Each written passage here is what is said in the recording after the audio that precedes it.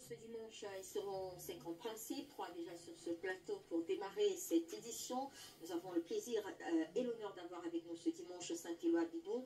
Merci d'avoir accepté l'invitation. Homme politique, ancien maire, adjoint au maire de la mairie de Yaoundé 6. Bonjour et bon dimanche à vous. Merci, Madame Bichaka.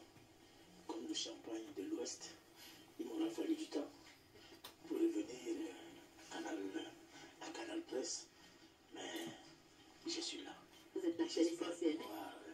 Être à la hauteur des attentes de vos millions de téléspectateurs. Merci d'avoir accepté l'invitation. C'est un plaisir de vous avoir à vos côtés. Nous avons ce dimanche l'honorable Adamou Koupit, député de l'UDC. Bonjour honorable, merci de faire l'honneur d'être là. Merci Betty. Bonjour à mes co-panélistes, bonjour aux téléspectateurs avec en premier rang le président national de l'Union démocratique du Cameroun et non mes camarades.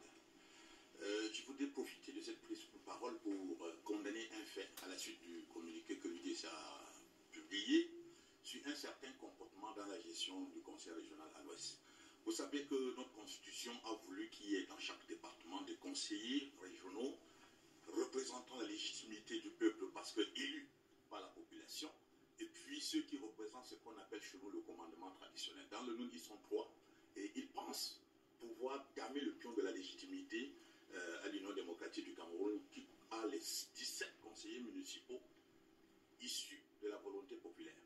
Tout le monde doit savoir ici que la maturation des projets qui doit être prise en compte dans le budget du conseil régional devrait d'abord être la résultante de la demande sociale. Et la demande sociale est adressée à ceux qui représentent la population et non à ceux qui représentent un pseudo-commandement traditionnel où beaucoup sont même des usurpateurs. Je voudrais lui dire que celui qui s'illustre davantage dans ce caractère anti-républicain et véritablement, je voudrais dire, je n'arrive même plus à qualifier, c'est moyenâgeux, parce qu'on a le titre usurpé du vice-président du conseil régional, devrait véritablement faire profil bas, parce que son statut de chef traditionnel est problématique, c'est attaqué. C'est normalement une usurpation qui a été tout simplement couronnée par son arrivée à ce poste du fait de la volonté d'une personne, au détriment de l'intérêt républicain. Et nous voulons donc qu'on fasse comprendre au président du conseil régional qu'il doit être davantage vigilant, qu'il doit être davantage intelligent pour comprendre que le problème, les doléances de la population dans le Noun est véritablement sont canalisées par ceux qui représentent la population de Noun, notamment les 17 conseillers qui sont élus par la Merci, honorable Adamou Koupit, d'être venu. Un merci particulier parce que je vous appelle un peu au pied levé, il faut le préciser, vous remplacez donc un invité qui nous a fait faux bon. Merci d'avoir accepté. Et de l'autre côté de la table, nous avons le professeur Franck Bogo qui est avec nous également ce dimanche. Bonjour professeur, merci d'être là. Bonjour Albertine, merci de m'avoir invité une fois de plus. Je crois que la dernière fois que j'ai mis les pieds ici, ça remonte à plus de 2 mois déjà. Bonjour aux téléspectateurs qui nous suivent. C'est également un plaisir de retrouver M. Bidou, avec qui on a fait plusieurs radios à l'époque, et également l'honorable Koupit Adamou, avec qui également j'ai eu à partager plusieurs panels auparavant. Donc avec lui, ça remonte à plus de 3 ans. Donc c'est un plaisir de me retrouver avec eux et d'échanger sur des problématiques citoyennes pour faire avancer l'opinion publique nationale. Et nous sommes également heureux de vous avoir sur ce plateau, professeur. Je rappelle que vous allez certainement tirer votre argumentaire tout à l'heure de ce magnifique ouvrage, Le Cameroun à l'épreuve de l'insécurité transfrontalière. Vous êtes co-auteur dans cet ouvrage, écrivain également sur ce dont nous allons parler tout à l'heure, notamment la crise dans le Nozo. Et nous aurons également avec nous, le temps qu'elle s'installe, Madame Fadimatou Mimche Bengono, qui vient donc de la communication, c'est de communication du RDPC, qui sera avec nous le temps de prendre cette autre courte transition et de permettre à Mme Mimche de s'installer. De toute manière, elle s'installe, on pourra commencer son transition. Donc, je vous le disais, on revient d'abord sur ces 40 partis politiques qui font donc leur entrée dans la scène politique. Permettez-moi la répétition au Cameroun. Un communiqué du ministre de l'administration territoriale a donc précisé cela le 9 novembre dernier. Il s'agit des partis politiques de l'opposition pour la plupart. déjà à ce jour, comptait déjà avant même ces 40 partis politiques, un peu plus de 350 partis politiques. Première question, je vous la posais à vous. Honorable Koupit Adamou, 40 partis politiques, nouveaux partis politiques. Premier commentaire que vous en faites, certains estiment que nous sommes là face à une sorte de désordre. Bon, effectivement, Albertine, et vous me permettrez, je voudrais, pour compléter ce que je viens de dire tout à l'heure, qu'il y a le projet de construction du complexe multisport de Nîmes est le seul projet que la population de Nîmes voudrait que le conseil régional prenne en compte. Très bien, c'est compris. Et je voudrais donc, à la suite de cette publication de M. le ministre de l'administration territoriale, dire que ça ne sert à rien de continuer dans une politique d'autodestruction. Une politique de ruse qui voudrait qu'on pense que l'indicateur de l'existence d'une démocratie dans un pays, c'est sur le nombre des partis politiques ou des médias qu'on aura créés. Et personne n'ignore que la plupart de ces partis politiques sont encouragés, la création de ces partis politiques généralement sont d'initiatives gouvernementales. Parce qu'on s'est dit que pour pouvoir troubler le jeu politique entre l'opposition et le pouvoir, il faut multiplier des excroissances du parti au pouvoir. Quel est l'indicateur que vous avez dire que ce sont des partis politiques de personnes au pouvoir? Quel indicateur que vous utilisez? Mais il suffit tout simplement de décrypter le comportement de ceux qu'on appelle les présidents de ces partis politiques une fois créés. Vous verrez que lorsqu'il y aura un débat politique important, vous verrez que ceux-là vont tous s'aligner derrière le parti au pouvoir pour faire croire que la majorité des partis de l'opposition supportent ce que le pouvoir demande. Et c'est ça l'objectif visé par le gouvernement. C'est une sorte d'autodestruction d'un idéal que le monde a choisi comme devant permettre d'arriver à un véritable développement de ces nations. On ne peut pas tout le temps mettre son intelligence à contribution uniquement pour faire tout ce qui concourt à maintenir un système au pouvoir au détriment de la volonté populaire. Ce qu'on a créé avant, lisez, regardez le comportement de l'acteur. Dans une démocratie normale, on devrait pas seulement se limiter à contenter, à dire, bon voilà, on crée, c'est facile, quand on vient demander, on le fait. Mais on devrait pouvoir mesurer également la participation de ces différents partis concrets à l'animation de la vie politique du pays, notamment la participation aux élections et la prise de position claire quand il y a des enjeux républicains clairs. Mais combien de partis politiques participent aux élections au Cameroun? Qu'il s'agisse des élections locales ou des élections ou de l'élection présidentielle dont la circonscription est tout le pays, on devrait arriver à tamiser, à faire comprendre que oui, nous créons, parce que vous dites que vous êtes capable de supporter et faire fonctionner un parti pour animer la démocratie. Mais si vous alignez un certain nombre d'absences à une compétition électorale, à quoi sert un parti politique si ça ne va pas aux élections? La Constitution dit que les partis politiques concourent au suffrage. Et concourir au suffrage, c'est participer aux élections. Mais on crée les partis simplement parce que au moment où on a des débats importants, on va commencer à dire non, même l'opposition, regardez ceux qui contestent, ils sont minoritaires par rapport au nombre de partis politiques d'accord avec le gouvernement. Ça n'avance pas le pays. Très bien. Professeur Faribogo, le communiqué du ministère de l'administration territoriale précise que ces partis politiques vont contribuer à animer le débat politique. Je le disais tout à l'heure, environ 350, un peu plus de 350 partis politiques, une dizaine seulement qui animent assez le débat politique à ce jour au Cameroun. On peut se poser la question légitimement de savoir à quoi serviront les 40 autres qui arrivent.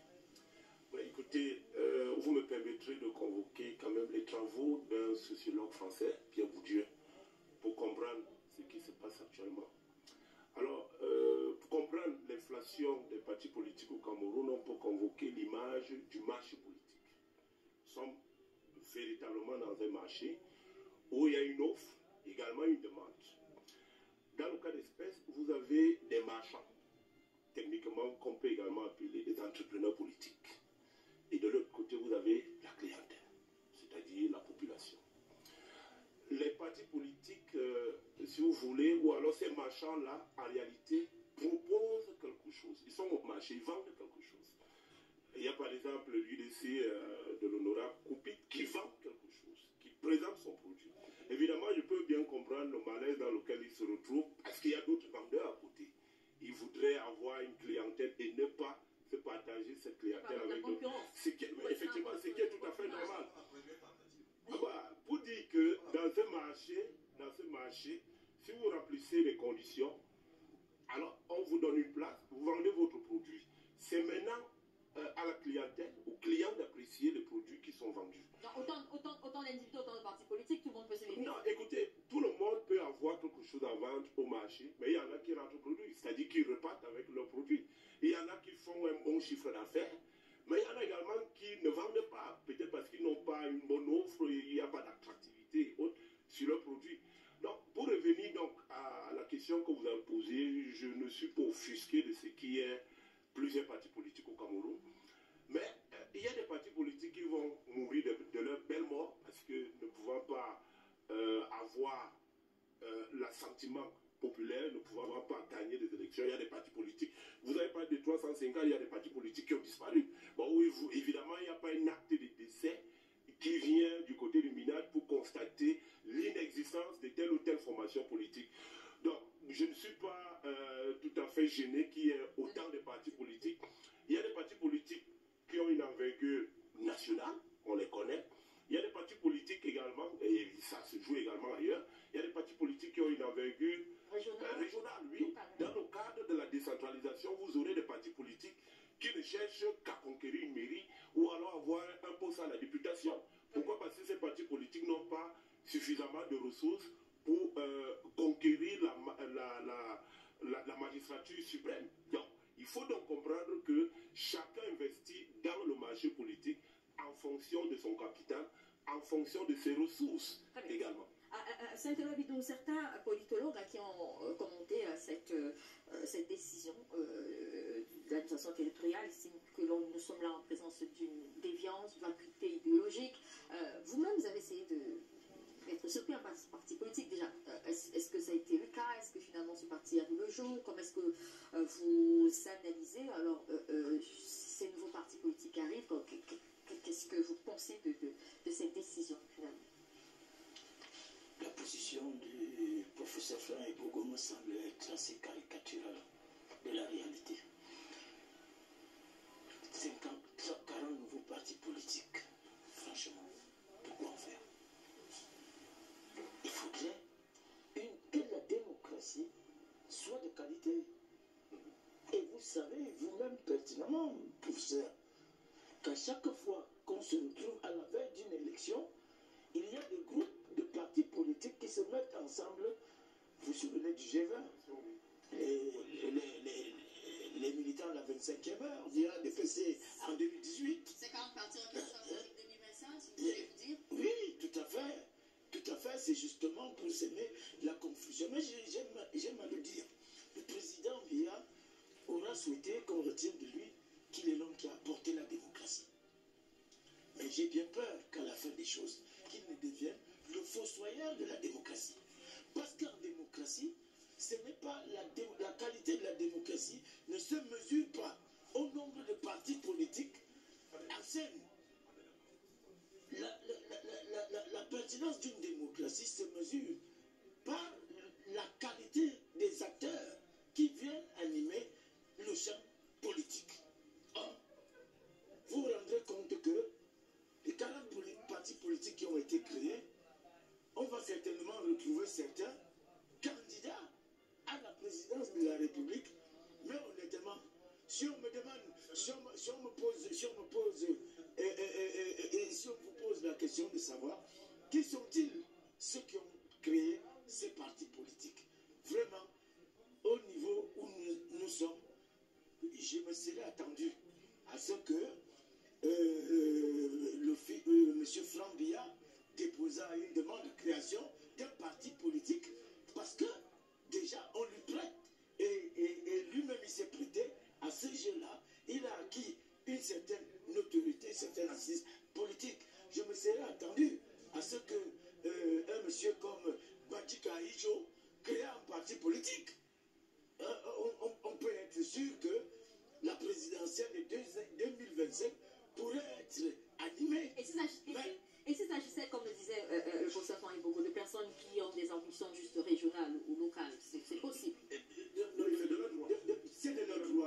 je voudrais dire que c'est du droit de tout le monde. Cette loi Bidou a la volonté d'avoir un parti politique. Mais les blocages auxquels je fais face, vous voyez bien que je ne fais pas partie des 40. Pourtant, on pourrait considérer que ce serait un de plus, et pour d'autres, ce serait un acteur majeur de plus. Mais il faut quand même dire que la loi ne limite pas le nombre de partis politiques. Est-ce qu'elle devrait? Professeur, rapidement. Enlevez votre toge de militant, portez votre toge d'enseignant, et sachez que les Camerounais vous écoutent et vos étudiants. Alors, Fatima Toumchungono, bonjour, merci d'avoir accepté notre invitation. On a fait la présentation, vous n'étiez pas encore installé. Je vais aller directement avec ma question. Pour vous, RDPC, comment est-ce que vous appréciez tout cela? D'ailleurs, certains estiment que ça vous enchante, cet effritement de l'opposition avec ces partis politiques, dont, il faut le dire, plusieurs présidents et autres leaders sont issus des rangs de l'opposition, de certains autres partis politiques de l'opposition qui existaient déjà. Et pour certains politologues, cet effritement fait du bien au RDPC, participe à renforcer votre pouvoir. Bonjour Albertine, bonjour aux millions de téléspectateurs du Canal D International, plus précisément les téléspectateurs de Canal Presse. Bonjour aux panélistes avec qui je partage le plateau ce jour. Vous savez, c'est toujours un plaisir d'être dans cette maison. Et pour venir à votre question, je dirais que le principe déjà de la démocratie, c'est la liberté. Et les lois de 90 ont consacré les libertés d'association. À partir du moment où vous remplissez les critères et êtes éligible à la création d'une association, qu'elle soit politique ou bien qu'elle soit apolitique, c'est votre liberté de citoyen de le faire. Maintenant, on dit que nous sommes contents, sauf si vous voulez dire que c'est le RDPC qui fait les lois, alors que nous savons qu'il y a un ministre de l'administration territoriale, faire le procès aux gens qui ont choisi librement de créer un parti politique, peut-être parce qu'ils ont quelque chose à proposer sur le champ politique, peut-être qu'ils ne se retrouvent pas sur ce que les autres présentent, leur reprocher qu'ils iraient peut-être à l'élection présidentielle et peut-être n'auraient pas l'étoffe. Je peux dire, opposer à cela, qu'il y a des partis qui existent depuis la nuit des temps, mais qui n'ont jamais pu franchir le cap des 3%, qui ont à un moment donné de leur histoire eu 3%, et depuis on dégringolé à 0,0 quelque chose pour cent, parce que le vote n'était que départemental, à la rigueur régionale. Donc je me dis, ça participe de la liberté, ça participe de la démocratie, le timing, ils sont libres. On n'a pas réuni. De 2025, les autres ont créé leur parti en 90, en 92, il y avait élection. Oui. Vous n'allez pas reprocher aux gens d'avoir des ambitions, sauf si vous avez un problème. On ne peut pas être là et estimer qu'on a des étoffes plus que les autres. On ne peut pas porter un chapeau et dire voilà le chapeau. Laissez la possibilité aux uns aux autres d'apprécier que vous avez un chapeau ou pas. Ce n'est pas parce que nous nous baladons sur les plateaux de télévision que nous pensons que nous sommes plus importants que les autres. Il y en a qui sont peut-être à fond qu'on n'entend pas, mais qui sont sur le terrain et travaillent sérieusement. Ils n'ont pas besoin de faire trop de bruit. Parce qu'à un moment donné, dans notre pays, je me dis, lorsque vous invoquez la liberté, lorsque vous invoquez les droits pour vous d'avoir X ou Y, intégrez également que les autres ont ces mêmes droits. Vous ne pouvez pas exercer en tant que parti politique.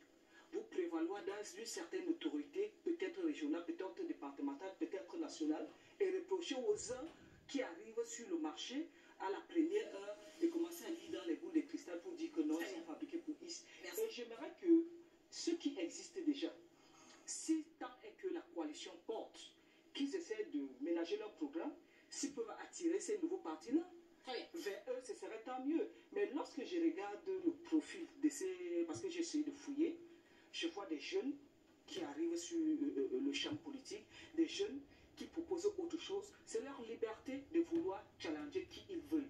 Alors le moment venu, dans les urnes, nous serons chacun ce que pèse chacun à ce moment-là. Merci, c'était notre zapping. Avant donc d'aborder les principaux sujets du jour, on va commencer perturbé par la situation à Monfé. Le réveil a été douloureux le lundi 6 novembre pour les populations de cette partie du pays dans la région du sud-ouest anglophone. Un groupe armé non identifié a été attaqué dans la nuit de dimanche à lundi un quartier de la ville. Bilan officiel 25 morts et 9 blessés, des hommes, des femmes et même des enfants. L'attaque est attribuée donc à des sécessionnistes séparatistes. Je vais commencer par vous, Saint-Eula Bidon. Est-ce que, comme la plupart des populations, vous êtes indigné et peut-être surpris par ce qui arrive, ou tout simplement indigné, pas trop surpris? Madame Bichaka, personne ne peut être différent devant une telle atrocité. Il y a eu Ngabo, il y a eu combat. Et tout le monde s'est dit, a juré la main sur le cœur, plus jamais ça. Est-ce qu'on a pris des dispositions dans ce pays pour aller vers des solutions qui pourraient justement nous empêcher de ne plus vivre des situations comme Manfé? Manfé est une conséquence logique d'un mensonge habilement orchestré. J'avais par le passé commis une tribune au vitriol adressée au président de la République quand les Nations Unies avaient l'intention de nous envoyer une force d'interposition au Nozo. Et j'avais suggéré au président national du RDPC d'organiser un grand dialogue. Un grand dialogue inclusif où tous les sujets seraient mis en débat. En rapport avec la crise. En rapport avec la crise. Parce qu'il fallait aller vers une solution pacifique autour d'une table et où tout le monde serait invité. Alors, il y a eu, on a récupéré certainement l'idée, mais il y a eu un grand dialogue, mais on se serait cru à un congrès du RDPC. Et les sujets querellaient de manière notoire. Et il y en avait trois. Il y avait la forme de l'État. Il y avait la longévité au pouvoir du président Biya. Et il y avait une révision constitutionnelle qui devait nous conduire à un référendum pour essayer de mettre un terme. Vous voyez donc le parti de Mme Fatimatou, on a mis toute l'intelligence au service du mal pour dénaturer une idée aussi noble. Et on nous a servi ce qu'on nous a servi à coup d'argent.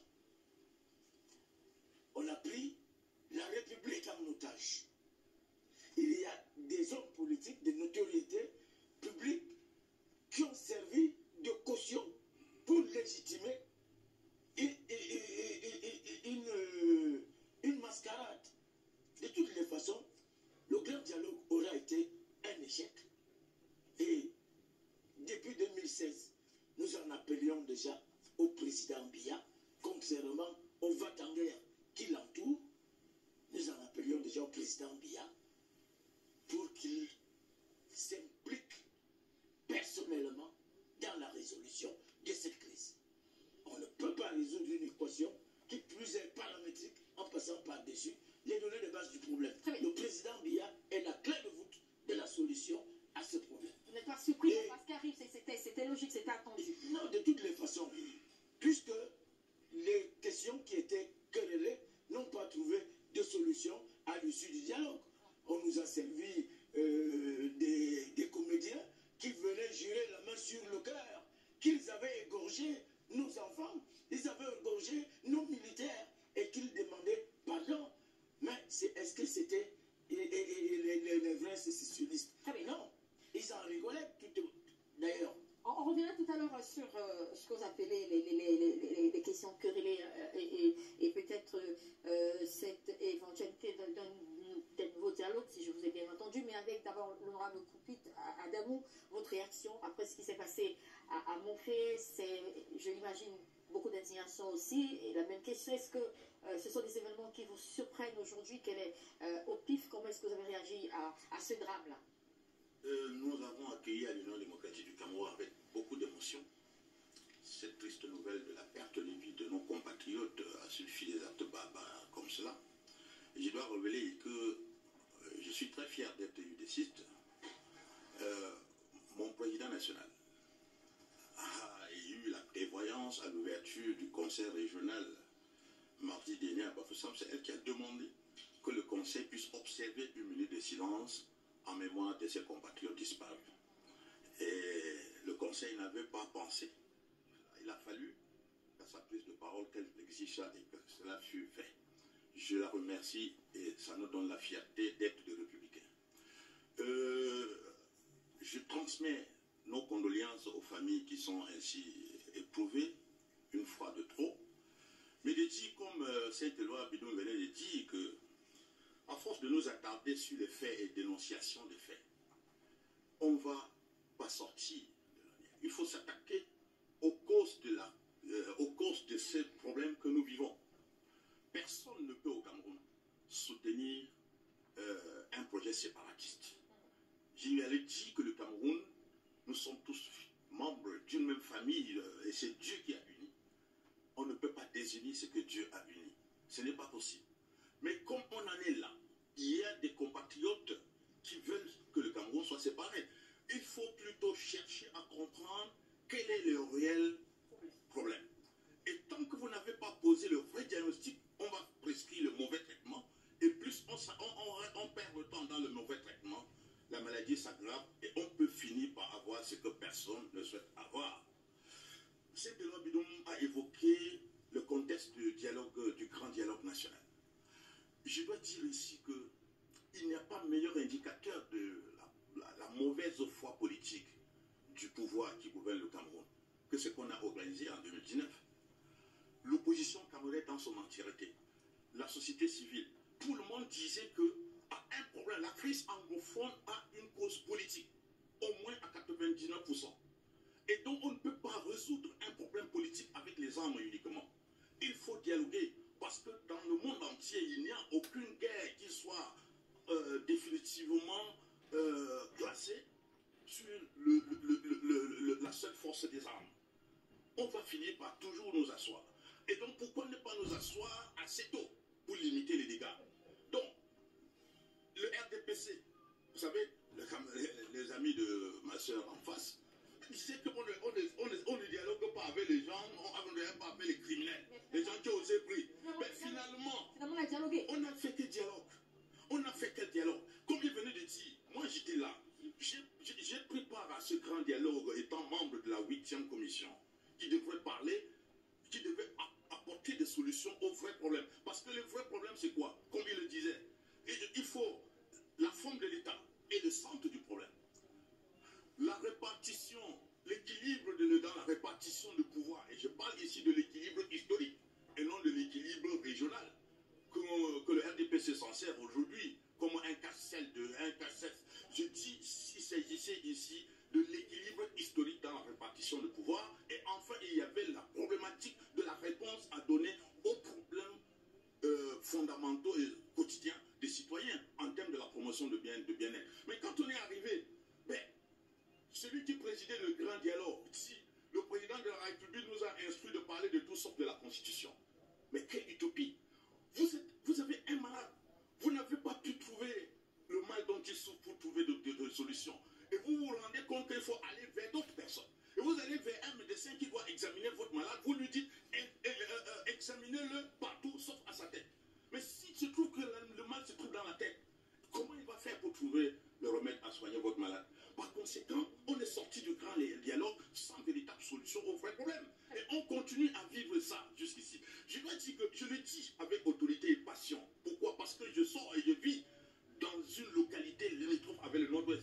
Mon village a été attaqué et mon village continue à subir les arbres. J'ai exprimé à monsieur le ministre l'autre jour notre relative satisfaction de voir que grâce aux dispositions qu'on a prises pour calmer la situation, on vit un peu tranquille maintenant, mais cela ne veut pas dire que le problème est résolu. Tant que le gouvernement va s'obstiner à faire croire aux gens que la situation est entièrement maîtrisée, on sera toujours surpris par des actes comme cela. Et vous avez vu la réaction réaction du président de la République, franchement, ça ne vaut pas la peine dans ce pays. On se pose la question de savoir si le Cameroun est encore gouverné à travers ce communiqué, où on vient dire non, j'ai instruit les membres du gouvernement à tout faire pour mettre la main sur ces gens et les soumettre à la rigueur de la loi. Qu'est-ce que ça veut dire, Madame Albertine? C'est du déjà entendu. Fatima Toumoucheni, un grand dialogue, un statut spécial. Jusqu'ici, un dialogue qu'on qualifie d'échec de l'autre côté de la table. Est-ce que vous avez été surpris par ce qui s'est passé? On aura tout à l'heure les arguments un peu techniques de l'universitaire sur l'évolution d'une crise comme celle-là. Est-ce que c'est quelque chose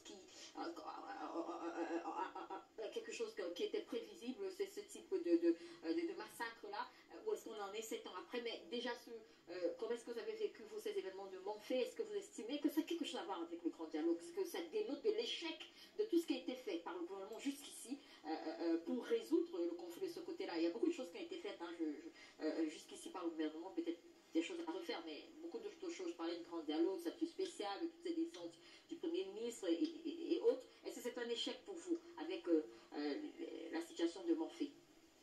Permettez-moi, madame, d'avoir une pensée pieuse à l'endroit de tous ceux-là qui ont perdu des personnes chères, des êtres chers. Permettez-moi, à la suite du chef de l'État, d'adresser les sincères condoléances du RDPC à toutes ces familles endeuillées. Vous savez, chaque fois qu'une vie passe, c'est une perte de trop. Et nous, au RDPC, nous n'avons pas coutume de danser sur du cadavre parce que nous voulons faire de la surenchère politique, parce que nous le trouvons malsain. Lorsque des individus prennent des armes et s'attaquent aux innocents, s'attaquent aux femmes, s'attaquent aux enfants, parce que j'ai cru lire qu'il y a des bébés et des nourrissons qui sont passés. Exactement. Donc ça fait que, quelles que soient les raisons, rien ne peut justifier un crime. Et pour cela, nous pensons que nous sommes dans une république qui a ses lois et ses règlements. Et comme la plus haute personnalité de ce pays l'a dit, que ces bandits soient traqués et soient soumis à la loi, à la rigueur de la loi. Peut-être par extraordinaire, certains partis arriveront au pays, à la tête du pays, et permettront tout et n'importe quoi au nom de ce que les gens seraient fâchés. Mais ce que je voudrais déjà dire pour le déplorer, j'ai suivi que l'on disait quelque part qu'on avait indiqué au président de la République, je pense que c'est le président de la République, puisqu'il a la tête de tous les Camerounais, ce n'est pas le président national du RDPC en ce moment-là, c'est le président de la République qui a été élu au suffrage universel, qu'on ne pouvait pas tout résoudre avec les armes. Et j'ai dit c'est une insulte à l'endroit de l'armée qui est dans cette zone exclusivement pour protéger les populations. L'armée n'est pas dans l'offensive, l'armée est dans la défensive.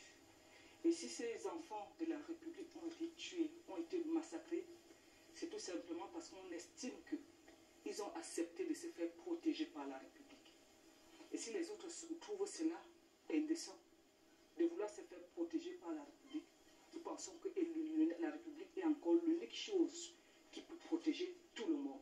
L'armée est là dans la défensive. En aucun moment, l'armée n'est entrée en guerre contre ces populations. Parce que nous savons très intelligents. Je connais beaucoup d'entre vous très intelligents pour comprendre que nous sommes dans un conflit asymétrique. Pour ceux qui savent ce que c'est qu'un conflit asymétrique, ça veut dire qu'on peut être l'enfant ou le matin, et le soir, on se transforme en démon. Et ce démon qui revient le soir nous assassiner, ce n'est pas un étranger. C'est pour ces raisons que nous avions pensé qu'il faut une clarification. La clarification vient du fait que nous implorons la collaboration. Dans certaines parties de ce pays, dans certaines parties du nord-ouest et du sud-ouest, les populations l'ont compris et collaborent avec les populations pour se faire protéger. Alors, lorsque cela est dit, estimer que le grand dialogue a été un échec, ça veut dire que les gens ne sont pas ouverts dans le monde pour comprendre que la résolution de tous les conflits qui qu'ils soient conventionnels ou asymétriques, comme c'est le cas avec ceux-là. Parce que quand quelqu'un se prend sur lui d'aller non seulement tuer des enfants, tuer des femmes, tuer des hommes, et les incinérer en mettant le feu, ça s'appelle du terrorisme. Si les gens ne peuvent pas le qualifier comme cela, je ne sais pas ce qu'ils nous diront lorsque, par extraordinaire, ils seront au pouvoir. Alors, qu'est-ce que j'étais de disance? Je disais que ces gens-là qui se sont pris aux enfants de la République, qui voulaient se faire protéger par la République, devaient subir la rigueur de la loi, devraient être traqués et subir la rigueur de la loi. Et deuxièmement, revenir au grand dialogue. Nous savons qu'à la sortie du grand dialogue, il y a comme une amnistie. Parce que le DDR, lorsque vous entrez dans la résolution des conflits, même si vous soit à l'international, c'est une plateforme qui permet la resocialisation de ceux-là qui ne sont pas jetés en pâture aux populations, parce que nous savons que le crime c'est mauvais. Mais lorsque la République retrouve ses enfants qui ont décidé à un moment donné, sous le fait de la manipulation, parce que lorsque j'entends les gens dire que oui, on avait dit que c'est le sommet qui devait être géré, ça veut dire qu'il y a des forces internes ou externes qui tiraient les ficelles et ont amené ces enfants de la République à manger leurs frères et sœurs à travers les actes auxquels nous assistons aujourd'hui. Lorsqu'on leur offre le DDR, c'est une façon de les amnistier et leur permettre d'être resocialisés à la vie. Et Dieu merci, certains enfants de la République ont compris. Ils ont intégré ce programme de désarmement, de démobilisation et de réinsertion et sont en passe d'entrer dans la vie active à travers même le plan de reconstruction du Nord-Ouest et du Sud-Ouest. Ne pas le reconnaître, c'est de la mauvaise foi. Mais qu'on le sache, dans tout conflit, le plus facile, c'est de le déclencher. Mais le plus dur, c'est de l'arrêter. C'est pour cette raison qu'on va de pansement en pansement et pour arriver au finish à une résolution sereine et un apaisement. Parce que ce qui est très important, ces gens-là qui seront, Monsieur Koupit, vous êtes honorable, c'est comme ça que vous faites à l'Assemblée nationale. Vous parlez quand les autres parlent, vous murmurez, sauf que ça résonne. Alors, ce que je disais, c'est que, à un moment donné, ce qui est très important, ce qui est très important, ces enfants-là ne seront pas extirpés de leur souche. Il faudrait qu'on arrive vers une situation d'apaisement et de pardon. Parce qu'il est important de pardonner. J'ai pu entendre quelqu'un dire qu'ils ont juré sur la mort, parce que la confession, c'est une invitation au pardon. Merci. Et tant qu'on ne pardonne pas dans la société, dans la République, on ira de massacre à massacre. On précise que dans sa sortie, son communiqué, le président de la République a indiqué que ces personnes seront punies, les auteurs du massacre de Monfé. Avec le professeur Ebogo, là, j'en appelle donc à la casquette bien sûr des géostratèges, déjà pour comprendre aussi, lorsqu'on est face à un conflit asymétrique, je suppose que c'est le mot approprié, et face à une attaque de l'ampleur de Monfé, est-ce que ça veut dire que tout ce qui a été fait depuis le début est remis en question? Est-ce qu'on est face là à un élément qui pourrait traduire un certain échec dans la résolution d'un conflit qui dure depuis plus de 6 ans? Alors, il faut comprendre qu'un conflit asymétrique met du temps. Si dans un conflit ou dans une guerre conventionnelle, on a un début, généralement c'est une déclaration de guerre, et la fin, c'est généralement lorsque vous déposez des armes. Un cessez-le-feu. Voilà, un cessez-le-feu, des accords et autres. Dans le cadre d'un conflit asymétrique, on connaît généralement le début, mais on ne connaît pas la fin. C'est un conflit qui peut durer 10 ans, 20 ans, 30 ans. Vous avez des exemples dans le monde, les FARC par exemple en Colombie, vous avez Al-Qaïda et autres. Donc ce sont des conflits qui mettent beaucoup de temps. Évidemment, ce sont des conflits, je crois qu'on est tous d'accord là-dessus, sont des conflits qu'on ne peut pas gérer uniquement dans le volet militaire. Mais il faut justement une puissance militaire pour sécuriser les populations, en attendant que on puisse travailler sur des approches structurelles. Alors, lorsque vous avez un conflit comme celui-là, il y a des mesures conjoncturelles, c'est la puissance de feu, puisque vous avez des gens en face qui utilisent des armes, des explosifs et autres, il faut justement leur opposer une puissance de feu supérieure. C'est ce que justement l'armée fait dans le cadre du renforcement, du maintien renforcé de la paix de ce côté. Alors, vous avez donc cette réponse militaire qui est généralement considérée comme une approche conjoncturelle parce qu'elle dure, c'est pour quelque temps. Et vous avez des réponses structurelles. Au niveau des réponses structurelles, il y a eu le grand dialogue qu'on a évoqué tout à l'heure, c'est-à-dire qu'on trouve des solutions pérennes pour résoudre durablement un conflit. Donc il y a le dialogue qui a été implémenté, qui n'est pas terminé, parce que le dialogue c'est une dynamique, c'est quelque chose qui se poursuit, c'est une grande causerie. Ce qu'on a eu en 2000, je crois que c'était 2017, le grand dialogue, en réalité il s'agissait d'un grand conseil de famille. C'est-à-dire que vous avez certains membres de la grande famille Cameroun qui se sont laissés égarer. On a convoqué tout le monde. On a écouté tout le monde. Évidemment, les résolutions d'un conseil de famille n'arrangent pas tout le monde. Mais il faut quand même se ranger derrière les résolutions qui ont été prises. On a parlé du casting. Que ce n'était que les membres du RDPC, c'était un dialogue entre les membres du RDPC, c'est une caricature, tout le monde le sait très bien. Il fallait impliquer tout le monde. Il n'y avait pas que la classe politique. Il y avait les organisations, la société civile également qu'il fallait écouter. Exact. Voilà, donc il fallait écouter toutes les forces vives de la nation. Et il faut comprendre, parce que les gens disent qu'on n'a pas, les vrais interlocuteurs n'ont pas été invités. C'est avec les modérés qu'on discute. Ceux qui sont modérés, ceux qui ont répondu à l'offre politique sont venus. On les a écoutés. Mais ne vous attendez pas que les radicaux viennent. Dans tout conflit, il y a des radicaux. Il y a des gens qui sont prêts à mourir pour une idéologie. Mais dans le cas d'espèce, si au début du conflit, ces ambazoniens se battaient pour un idéal politique, aujourd'hui, ce n'est plus la même chose. Il n'y a rien de politique dans leur combat. Ce sont des gens qui se servent d'une économie de guerre. Ce sont des gens qui rançonnent. Ce sont des gens qui pillent. Donc, ça n'a rien à voir avec un idéal politique, avec par exemple ceux qui voulaient le séparatisme. Non, ce sont des criminels.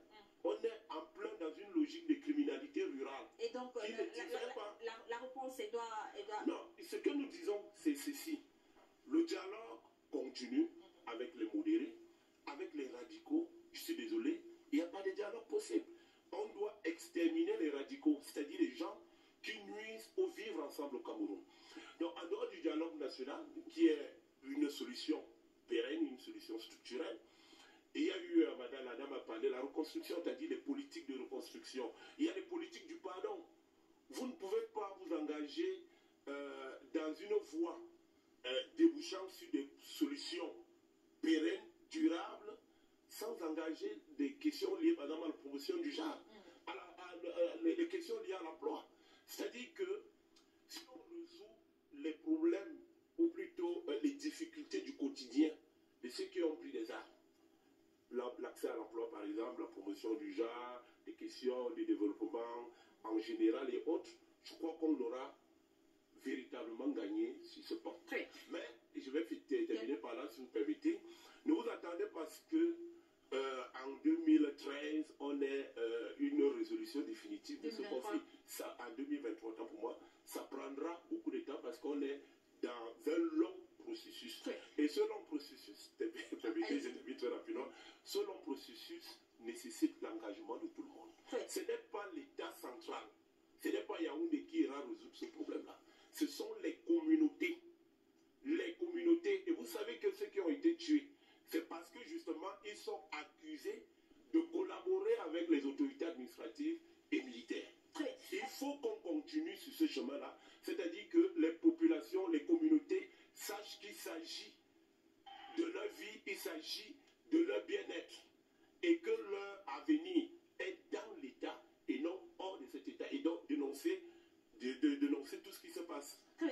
C'est d'ailleurs ce qui pourrait se dégager de l'ensemble des communiqués, des sorties que l'on a vues après ces événements, ces 13 événements atroces d'ailleurs de Manfait, même communiqués. On voit bien qu'il y a comme une sorte de différence qu'on voudrait faire entre ceux qui ont attaqué Monfé et le conflit anglophone et tout ce conflit-là et vraiment on va appeler ce problème. Parce que même dans le communiqué, la sortie du communiqué du porte-parole du gouvernement, on sent bien qu'il y a ces personnes qu'on va punir, ces enquêtes qu'on va mener, on ne mélange pas avec ce qui se passe dans le conflit anglophone, l'idéologie, les demandes qui sont faites jusqu'ici, le processus de pacification qui est fait jusqu'ici. Est-ce que c'est également une analyse que vous soutenez, c'est-à-dire de bien faire la différence entre ceux qu'on qualifie aujourd'hui de criminels, qui n'ont rien à voir avec une revendication, et la situation anglophone qui reste bien sûr pas encore totalement conclue? Le professeur Ibogo devrait savoir que en temps de guerre, il y a une communication spécifique pour la guerre. Et dans cette communication de guerre, on essaye de renvoyer les torts à l'endroit des autres. J'espère que vous avez le rapport d'enquête de Gabou. Vous l'avez? J'espère que vous savez ce qui a été. De toutes les façons, je vous pose la question. Mais je voudrais dire que pour arriver à la paix, il faut d'abord avoir la volonté. Et la chose la plus importante dans la recherche de la paix, c'est le pardon. Et le pardon doit être quelque chose à laquelle et les forces régulières et les forces séparatistes doivent conjuguer. Donc, le président Biya, qui est le président de la République, doit nous amener d'abord vers la paix des cœurs. Et pour qu'il y ait cette paix des cœurs-là, il faut qu'il s'implique personnellement. Quand vous avez envoyé sur le terrain votre ministre de l'administration territoriale, il a été chassé. Vous envoyez votre premier ministre, il est chassé.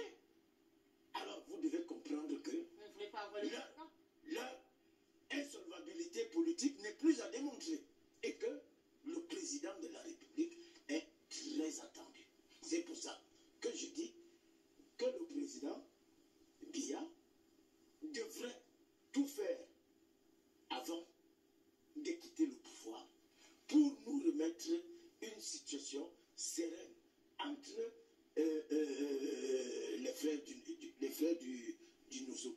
Et je ne pense pas, vous le savez mieux que moi, monsieur le professeur Ibogo, qu'à un problème politique, on apporte des solutions politiques. À un problème militaire, on apporte des solutions militaires. Vous parlez de remettre en main tout ce qui a été fait jusqu'ici, on a parlé tout à l'heure de tout ce qui a été fait, les DDR qui ont été mis en place, plan de reconstruction du Nozo, statut spécial. Madame Bichaka, est-ce que le statut spécial fonctionne? Est-ce que les DDR, on a été les chercher? Ne confondez pas. Vous avez parlé tout à l'heure de volonté. Est-ce qu'il n'y a pas une volonté? Est-ce qu'il n'y a pas de volonté? Quand on est sérieux, Madame Bichaka, on ne peut pas engager des milliards pour reconstruire une zone qui est en train d'être dévastée par la guerre. On ne peut pas. Qu'est-ce qu'on fait? On attend. Puisque vous avez suivi. On négocie. J'ai entendu Madame Bongola dire que voilà la question condescendante. Vous avez arrêté M. Ayoub Tabé, pourquoi? Oh là là. Il ne peut pas être. Vous savez, en dehors de lui. Voilà. Vous avez donc importé des opposants aux États-Unis. Ce sont des criminels. Vos amis à qui vous avez redistribué des perdièmes à la fin du Est-ce que vous avez le nom de ceux qui ont attaqué à Monfé, avec qui on devrait discuter, M. Saint-Bidon, par exemple? De toutes les façons, je tiens toujours ça du ministre Pasqua qui avait dit qu'on ne négocie pas avec les terroristes. On les terrorise. Voilà. Et dès qu'il a été terrorisé lui-même, il a été négocié avec les terroristes. Honorable Koupit, est-ce que pour vous, il n'y a pas de différence à faire entre ces attaques atroces? Madame Michel Ngondo le disait tout à l'heure, rien ne justifie, ne peut expliquer, ni justifier ce qu'on a vu à Monfé. Est-ce qu'il n'y a pas de différence à faire aujourd'hui entre ce qu'on qualifie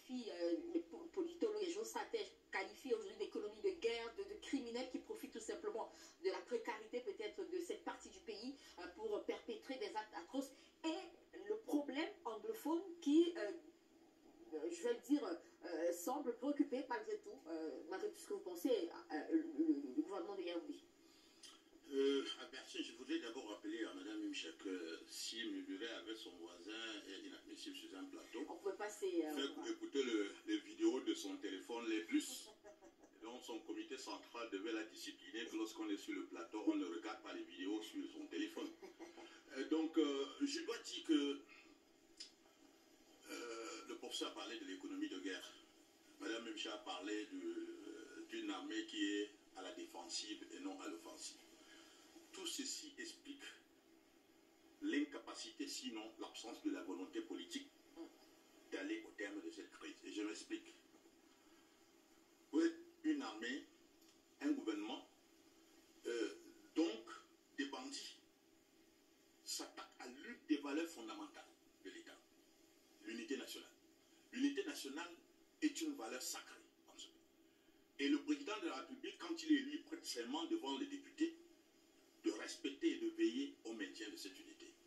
Or, quand c'est attaqué, vous êtes là, vous envoyez l'armée, puisque vous avez... Il faut arrêter l'hypocrisie politique. Soyez capable d'assumer votre position. Le président Amadou Ahidjo, quand il arrive au pouvoir, le Cameroun avait plusieurs partis politiques. Mais à un moment donné, dans son projet de politique, il a dit que c'était difficile de le faire si je maintiens le multipartisme. Il a dit non, tout le monde rentre dans le parti. Il a assumé sa politique pour atteindre son objectif. Mais le président Paul Biya, on ne sait véritablement pas s'il est capable d'assumer vraiment ses choix politiques. Vous avez choisi dans la gestion d'une crise la solution militaire. Faites ce qu'il faut faire dans la solution militaire pour obtenir l'objectif. Et donc quand vous choisissez la solution militaire, vous ne restez pas à demander à votre armée d'être sur la position défensive. C'est-à-dire que vous restez là, et les bandits viennent attaquer les citoyens, ils les tuent, et vous allez courir derrière eux pour aller faire, parce que vous faites la défensive. En faisant cette défensive-là, vous voyez les conséquences de ça. Si vous choisissez la solution militaire, faites la solution militaire. Les gens, le professeur le dit, ceux qui ont été tués à Manfait le 6, ils ont été tués le 6 novembre. Le 6 novembre, c'est un message. Et on dit c'est parce que les séparatistes auraient constaté qu'ils collaborent avec nos forces de défense et de sécurité. Mais c'est une raison de plus. Parce que quand vous avez des gens qui collaborent avec vous dans un tel contexte, qu'est-ce que vous avez pris comme disposition pour protéger la vie? Vous encouragez les gens à aller à l'armée-nation, c'est-à-dire de venir dénoncer et dire des choses, et puis vous les abandonnez à leur sort. On vient les tuer, puis le chef... Les enquêtes sont ouvertes. Le scénario dont vous parlez n'est pas encore officiel. Comment ils ont su? N'est pas officiel. Comment ils ont su? Quelles sont les mesures qu'on prend pour protéger ceux avec qui on collabore dans le système de dénonciation? Il n'y a pas cette politique. Rien d'officiel. Et je veux dire, on parlait de DDR et tout ça, on dialogue avec qui? On continue à entendre ce genre de discours. Oui, on dialogue avec qui? On dialogue avec qui? Avec qui? Vous combattez avec qui? Vous allez dialoguer avec des gens qui ont des armes? Ah bon? Des gens qui profitent de cette situation d'insécurité? Je dois dire, Albertine, que le professeur peut parler de manière approximative de la crise anglophone. Parce que ça a commencé depuis là. Il le vit parce qu'il vit cette crise étant ici à Yaoundé. Mais je dis parce que je la vis, parce que nous subissons. Il n'y a pas 2 mois, on a pris les otages dans mon village, dans la localité de Kotokwi. Et donc, je peux dire que si on est véritablement à la défensive, je suis d'accord avec lui que cette crise aujourd'hui est devenue un fonds de commerce de certains, mais ne regardez pas le fonds de commerce en termes seulement économiques. Il faut la regarder également en termes politiques. Parce que j'ai l'impression que les gens veulent la maintenir pour justifier la continuation du pouvoir en 2025. Il n'y a que nous qui avons commandé la session, qui pouvons maîtriser la solution. Il faut qu'on reste là. La deuxième chose, c'est que les postes, là où les séparatistes sont, je parle comme je dis dans l'arrondissement de Bapissi. On sait, quand les gens circulent, tu sais à tel poste tu vas payer aux séparatistes, tel poste devant tu vas voir la gendarmerie ou la police. Mais comment ils ne savent pas que voilà le poste où les séparatistes viennent et prennent de l'argent aux gens? Comment on ne va pas aller là? Parce qu'on reste seulement, on dit nous sommes à la défensive. On va partir aussi, on va revenir aux solutions, mais rapidement. Oui, je voudrais quand même, je sais qu'il y a beaucoup de caricatures dans ce qu'il dit. Le travail des militaires. Est-ce qu'il a dit quoi? Est-ce qu'on n'a pas, pourquoi on n'a pas pu prévenir cela? C'est le renseignement qui travaille là-dessus. C'est le renseignement. Et pourquoi on est... Oui, je réponds. Je réponds. Vous répondez. C'est le renseignement qui devient opérant. mettre la contribution pour la quête du renseignement sont les populations. Et ce sont donc ces populations qui travaillent en intelligence avec les autorités administratives et militaires qui ont été punis. Il faut qu'on continue. Parce que vous ne pourrez jamais avoir une solution durable tant qu'il n'y a pas l'engagement des communautés. Vous savez que dans certaines localités, il y avait une intelligence entre certaines populations et des groupes armés. Mais aujourd'hui, d'ailleurs sur le plan empirique, on peut le voir. Si vous prenez les chiffres de 2017, 2018, je crois même jusqu'à 2019, il y a eu un pic. Depuis 2020, le nombre de victimes au NOSO a diminué pour deux choses. D'abord, a diminué, oui, le nombre de victimes. Le nombre de victimes a diminué. Pourquoi? D'abord parce qu'il y a cette réponse militaire qui est donnée. De plus en plus, cette région est quadrillée, est sécurisée par les forces de défense. La deuxième chose, c'est la collaboration des populations. Si vous regardez donc depuis 2021, 2022, 2023, par rapport au pic de 2019-2020, ça a beaucoup chuté. Et cela nous renseigne donc sur l'efficacité des politiques qui sont mises en place. Lorsque quelqu'un dit, et je finis par là très rapidement, lorsque quelqu'un dit vous êtes à Yaoundé, j'ai été à Mansé jusqu'à Ekok en 2017, janvier 2017, la crise avait déjà commencé. J'ai dormi à Mansé, honorable. Je ne sais pas si que vous... Non, c'est privé. Non, attendez. Je ne suis pas sûr que l'honorable ait fait Batibo et Kok. Je ne suis pas très sûr. Honorable, et je vous dis donc, je finis très rapidement. Je finis très rapidement là-dessus. J'ai apporté mon dernier ouvrage qui traite de l'insécurité transfrontalière. Il y a 14 contributions, 14 auteurs. On parle justement de la crise anglophone dans cet ouvrage. C'est la dynamique de ce conflit. Mais ce sont les gens qui étaient sur le terrain. Il ne faudrait pas qu'on ait eu l'idée des chercheurs qui sont à Yaoundé, qui ne sont pas sur le terrain. C'est pas vrai. C'est pas vrai, honorable. Les sous-professeurs en poste, S'il vous plaît. Oui. Fadimatou, Voilà. les sous-professeurs en poste dans vous avez quand même de coller également Ils ne sont pas postes. à tout ce qui a été dit, Fadimatou. Oui, Madame Albertine, j'ai suivi avec beaucoup d'intérêt, je ne dirais pas avec beaucoup d'amusement, certaines caricatures qui ont été faites sur ce plateau. Et moi, ça ne me surprend pas. Parce que lorsqu'on est un homme politique sérieux, on a des ambitions sérieuses. On compte sur les moyens sérieux pour accéder au pouvoir. Vous n'irez jamais dans un village promettre à quelqu'un que vous lui donnerez un avion qui utiliserait son toit comme piste d'atterrissage. Je le dis pourquoi?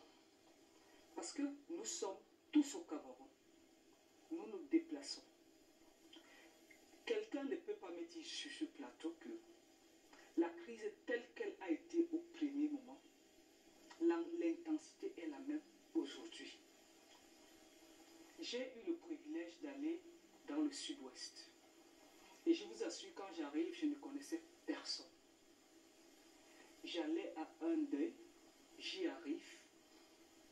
C'est un monsieur, un taximan quelconque, que je rencontre, je lui demande, bon, je voudrais me rendre à tel endroit. Il dit, ah, le deuil de tel, je dis oui.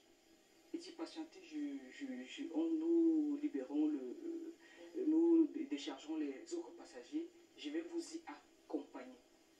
Un monsieur que je ne connais pas, en plein Limbé, m'a accompagné au-delà de Limbé, parce que c'était à la périphérie, c'était à quelques kilomètres d'Idenao. Vous vous rendez compte que si c'était cela, c'est que ma modeste personne ne serait pas sur ce plateau en train de vous parler. Lorsque je fais ce récit, c'est pour dire quoi? Il y a eu une nette amélioration. C'est pour cette raison que M. Saint-Éloi Bidou, on ne va pas fermer les robinets, on ne doit pas fermer les écoles pour attendre qu'une guerre, qu'un conflit asymétrique, je sais que vous plaisantez parfois, prenne fin ipso facto et que par extraordinaire les choses poussent comme du champignon.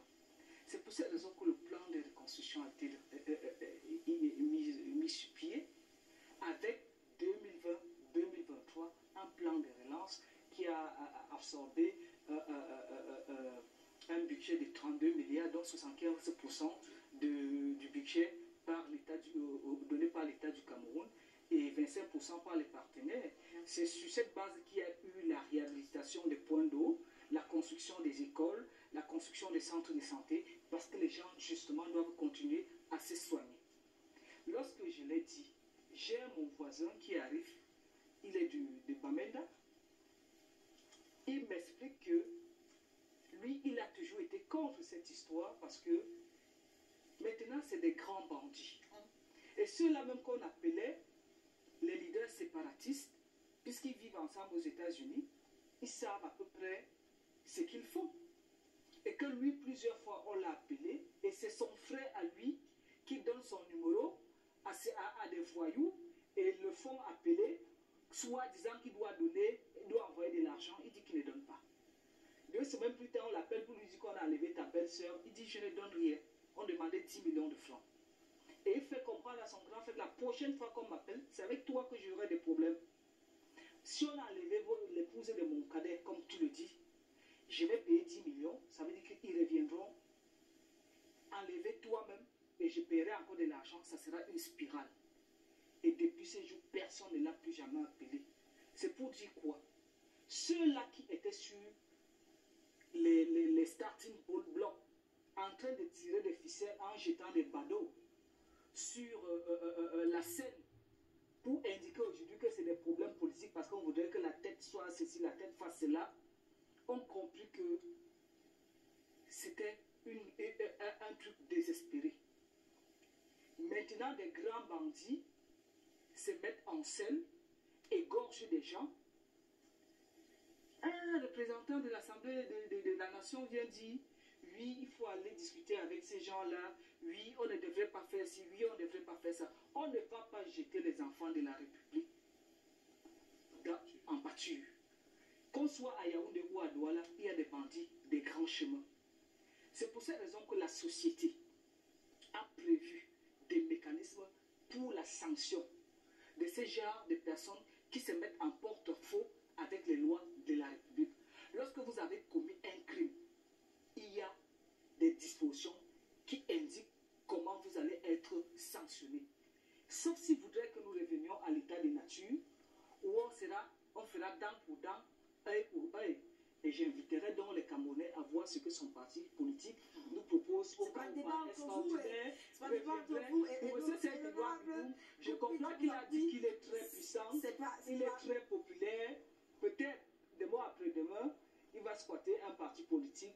On fera de lui l'homme le plus populaire du Cameroun. Il sera président. Il va aussi implémenter ce qu'il nous propose. Très bien. On va aller dans les solutions. Mais ça va une autre question qui me vient à l'esprit, honorable Koupila Damou. L'autre reproche qu'on fait à l'Assemblée nationale, c'est que de ce côté-là, en dehors de l'évocation de cette crise anglophone ou alors de ce conflit dans le nozo, dans des discours comme ça a été le cas à Albert, je crois avant-hier, du discours du président, on n'a pas le sentiment que l'Assemblée se soit vraiment appropriée cette question. Est-ce qu'on peut se dire qu'avec les événements comme cet événement de trop, on peut espérer aujourd'hui qu'à l'Assemblée nationale, le problème soit véritablement posé et que d'autres solutions puissent venir de ce côté-là, qu'on en parle de façon dans le grand débat et pas seulement dans les discours, les évocations, dans les discours et des sorties comme celles que vous faites sur notre plateau aujourd'hui?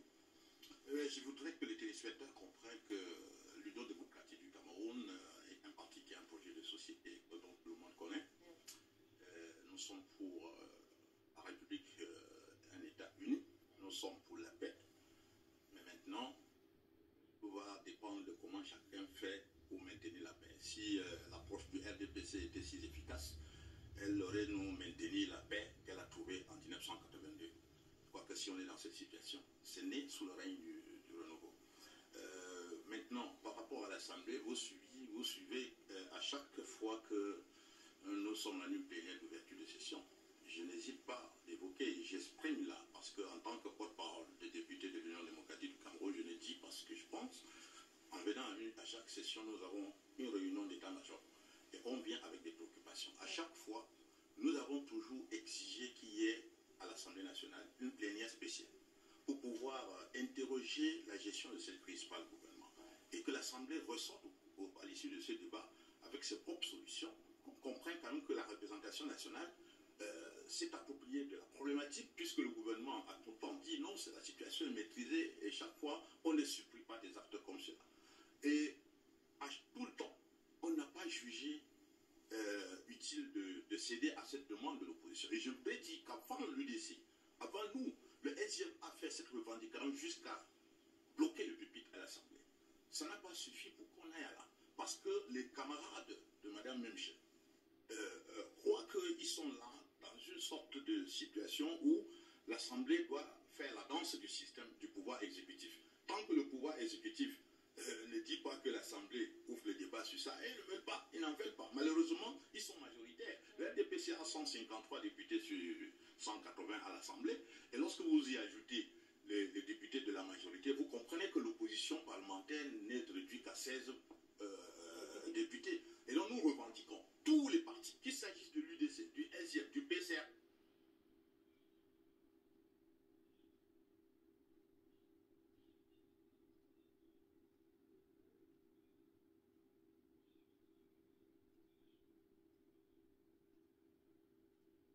du SGF, du PCR,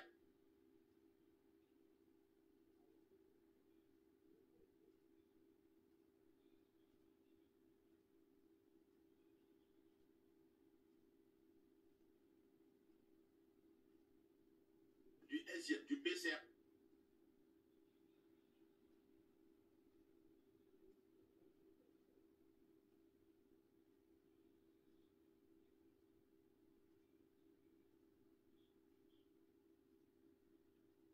du SGF, du PCR,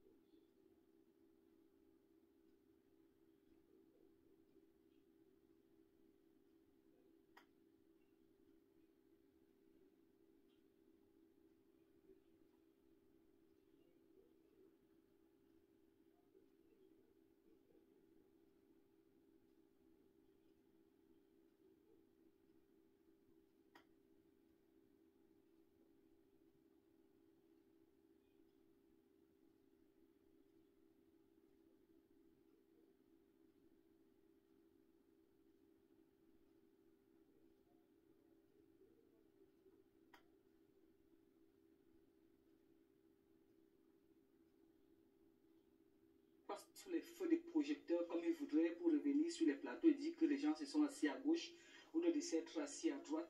Le dialogue est permanent. Et Dieu seul sait que le plus grand dialogue, il est discret. Et c'est ce que le président fait chaque jour. Deuxièmement, j'ai suivi avec amusement le député de la Nation qui dit qu'avant de venir à l'Assemblée nationale, ils font une réunion d'état-major de leur parti.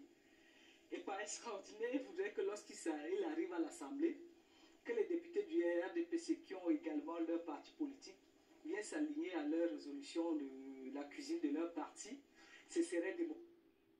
Il a oublié, dans le cas de la prise de parole à l'Assemblée nationale, que mon camarade de parti député, qui est son collègue, honorable Samuel Mott, sur le pupitre de l'Assemblée nationale, avait indiqué qu'il fallait la reconstruction de la citoyenneté. La reconstruction de la citoyenneté nous amènerait à éviter ce genre de problèmes, où ces frères et sœurs qui sont dans le nord-ouest et sud-ouest comprendront que le Cameroun leur appartient à eux tous. Mais en ce qui concerne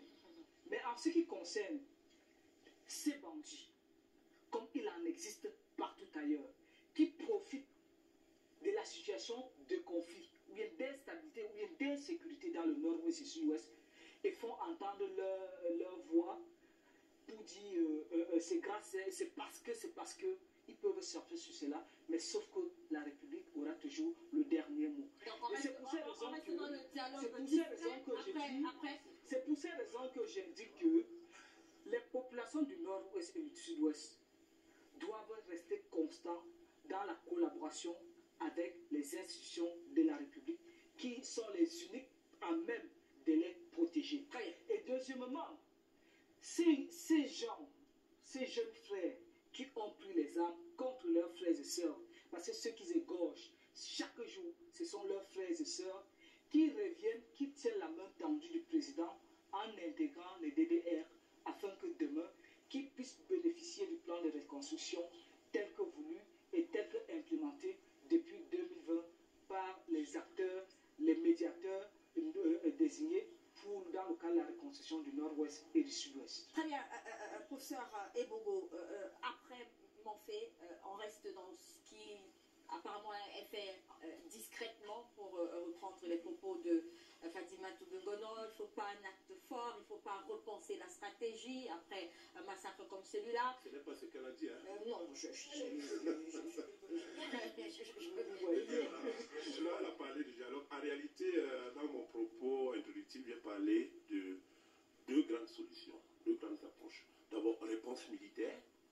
Ce sont des criminels, ce sont des terroristes. On ne discute pas avec eux. D'ailleurs, ils ne comprennent rien. On ne peut pas discuter avec eux. C'est la réponse militaire, c'est le feu qui s'impose à ce niveau-là, contre les radicaux.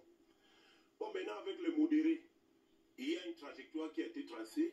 On peut la dynamiser, on peut la redynamiser, c'est-à-dire à travers le dialogue. Donc, ce sont les réponses non militaires, donc, ça s'appelle le dialogue, qui se poursuit, qui n'est plus institutionnalisé. Et d'ailleurs, il y a une image qui me revient lorsque le Premier ministre John Gouté, je crois, lorsqu'il a été...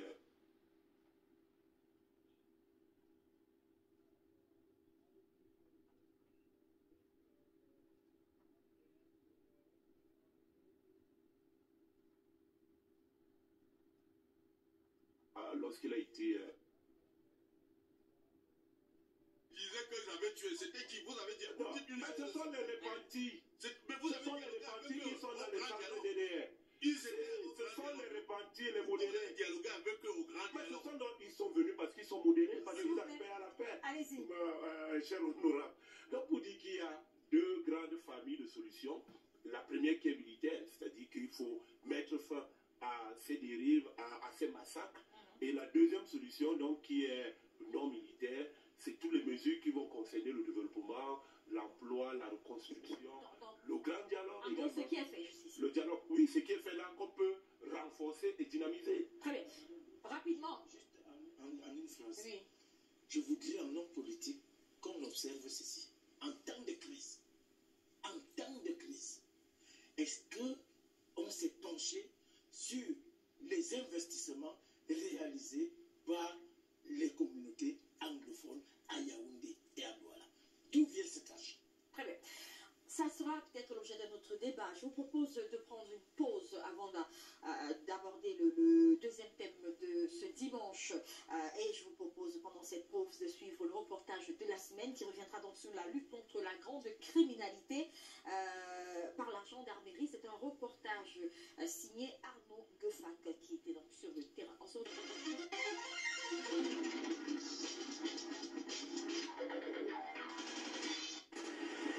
Au garde à vous.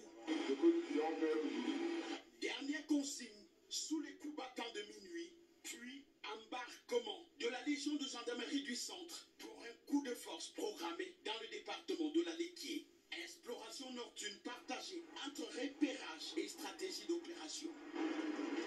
Aux aurores, c'est dans la ville d'Obala que les éléments signent la première action majeure, le bouclage. Le jour se lève ce jeudi à Obala. La gendarmerie a jalonné certains axes stratégiques, des quartiers criminogènes identifiés, quadrillés, la traque lancée de sorte qu'aucun brigand ne s'échappe. Sur le coup, un important store de cannabis saisi, des armes blanches, des appareils électroniques, des motos d'origine douteuse, une vingtaine de suspects interpellés. La ville est nettoyée et les populations soulagées. On remercie le 7. On dit vraiment grandement merci pour le beau travail qu'il fait. Moi, de mon côté, en tant que chef, je souhaiterais vraiment bien que si ce travail peut se faire au moins 3 fois par mois chez nous en Bala. 150 hommes environ sur ce front, sous les ordres du commandant de la Légion de gendarmerie du centre, secondé par son chef d'état-major. C'est le départ pour la deuxième phase de l'opération. On vous dira de quoi il est question à faire. Direction Élie Fomo. Ici, les cultivateurs, vendeurs et consommateurs de cannabis sont en ligne de mire. Une véritable chasse lancée là, jusque dans les champs. Les instructions du secrétaire d'État en charge de la gendarmerie sont claires. Traquer tous les brigands, sans pitié. Il a été constaté de plus en plus qu'avec la pression qui est faite sur les malfrats à Yaoundé, les villes voisines deviennent les lieux de repli des malfaiteurs. Donc il est question de mettre fin à cet état de choses. Et ça ne fait que commencer, ça se poursuivra pendant plusieurs mois. La ville de Sarre est passée à la même cure avec au bilan des interpellations, un réseau de vente de chanvre indien démantelé, des motos et objets compromettants saisis. Mission accomplie.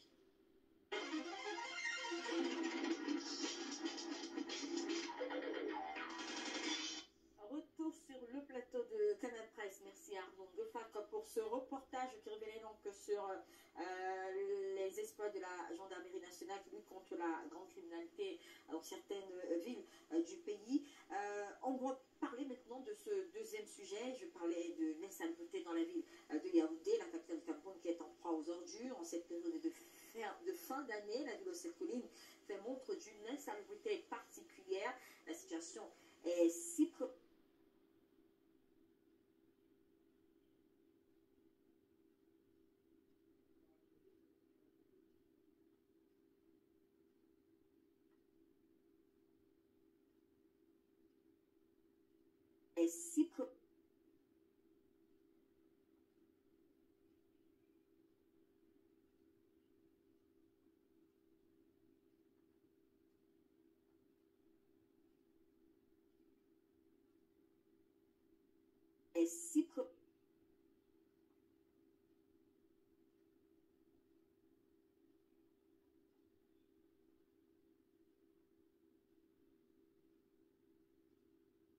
Vous savez, Madame Michaka, quand on veut tuer son chien, on l'accuse de rage.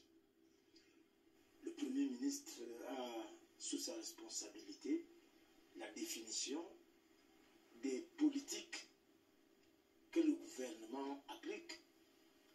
Le Premier ministre a sous son autorité un ministre du développement urbain. Qu'est-ce qu'on fait dans ce ministère? On émet des projections de développement pour les villes du Cameroun. Est-ce que ce travail est fait? Yaoundé est effectivement devenu la capitale la plus sale au monde. Il faut le dire. Les infrastructures. Non, je vous assure, le peu que j'ai parcouru et que nous considérons généralement parmi les derniers, si vous allez au Togo, le Togo n'a rien à envier en 10 ans, en termes d'infrastructures routières à la France. savez ça? Vous êtes allé au Burkina, vous êtes allé en Guinée équatoriale. Voilà des pays à niveau de développement, au même niveau de développement que le Cameroun. Pourquoi vous allez chercher à voir ce qui se passe aux États-Unis ou au Japon? Non, commençons par là. Nous sommes devenus les derniers. Aucune voirie urbaine de Yaoundé n'est potable. Et tout ça, c'est des gens qui doivent répondre des politiques. J'avais proposé à l'époque, en 1997, quand on créait le ministère de la Ville, parce que le ministère de la Ville était nouveau en France aussi. On nous avait interpellé, le RDPC nous avait interpellé à la section de France à l'époque. J'avais suggéré qu'on crée un ministère de la ville chargé de l'urbanisme, de l'aménagement du territoire, de la décentralisation. Enfin, un ministre d'État et un vice-premier ministre. Pour la simple raison que, vous savez, on ne sait pas qui fait quoi. Les leviers d'aménagement du territoire au Cameroun, il y a la Maïture. La Maïture, elle est sous la tutelle du ministère du Développement urbain. Le crédit foncier, qui finance l'habitat, est sous la tutelle du ministère des Finances. La SIC est sous la tutelle des Finances et du Développement urbain. La direction d'aménagement du territoire est logée au MINEPAD et elle dépend du MINAT. Vous voyez un peu. Donc, voilà autant de... On ne peut pas savoir qui fait quoi. Or, si on responsabilisait quelqu'un pour penser l'urbanisation, alors nous nous retrouvons avec des conflits sur le terrain. Et donc la sortie Premier ministre pour vous, comme vous l'avez dit, c'est l'État qui se tire par... Qui commence d'abord par restructurer, restructurer les acteurs du développement. Parce que le super maire vous dira, je n'ai pas reçu les crédits nécessaires pour la maintenance des voiries urbaines. Très bien. Honorable Adam Koupitou part dans l'imbroglio de la compétence. Ça pourrait expliquer la physionomie d'aujourd'hui. On a beaucoup vu dans la presse ces derniers temps des titres qui ont tiré, comme on dit un peu dans notre jargon, sur la mairie de ville. Mais certains estiment justement, comme Saint-Elabidon ici, qu'il y a une sorte d'imbroglio, donc qui doit faire quoi, c'est pas très clair, tout est compliqué, et donc ça peut expliquer la situation sur le terrain. Est-ce que c'est un avis que vous partagez? Je partage entièrement cet avis parce que tout ça dépend du chef d'orchestre. Lorsque vous avez un objectif à atteindre, vous mettez en place les stratégies, les procédures qui concourent à réaliser de manière optimale votre objectif. Et tout le monde sait qu'il y a un adage Bamoun qui dit qu'on ne confie pas la garde d'un bébé à plus d'une personne. Parce que quand vous le faites, on va laisser le bébé tomber et chacun va dire non, c'était l'autre, c'était l'autre. Il faut aller vers une gouvernance de responsabilisation facilitant l'évaluation objective et les sanctions qui doivent suivre cette évaluation.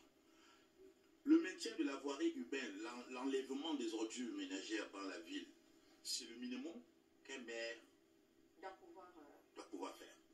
Or, qu'est-ce qui se passe dans la ville de Yaoundé? Vous avez 7 communes dans ce département, dans ce grand département. Mais à la tête, on avait ce qu'on appelait le délégué du gouvernement qui était le super maire. C'est lui qui devrait faire tout dans les 7 communes, y compris l'entretien des voiries. Lorsque nous avons décrié à la tripartite du 13 novembre 1991, il faut dire que l'hypercentralisme est contre-productif pour l'évolution de la nation et qu'il fallait aller à autre chose, le débat était de 3 options.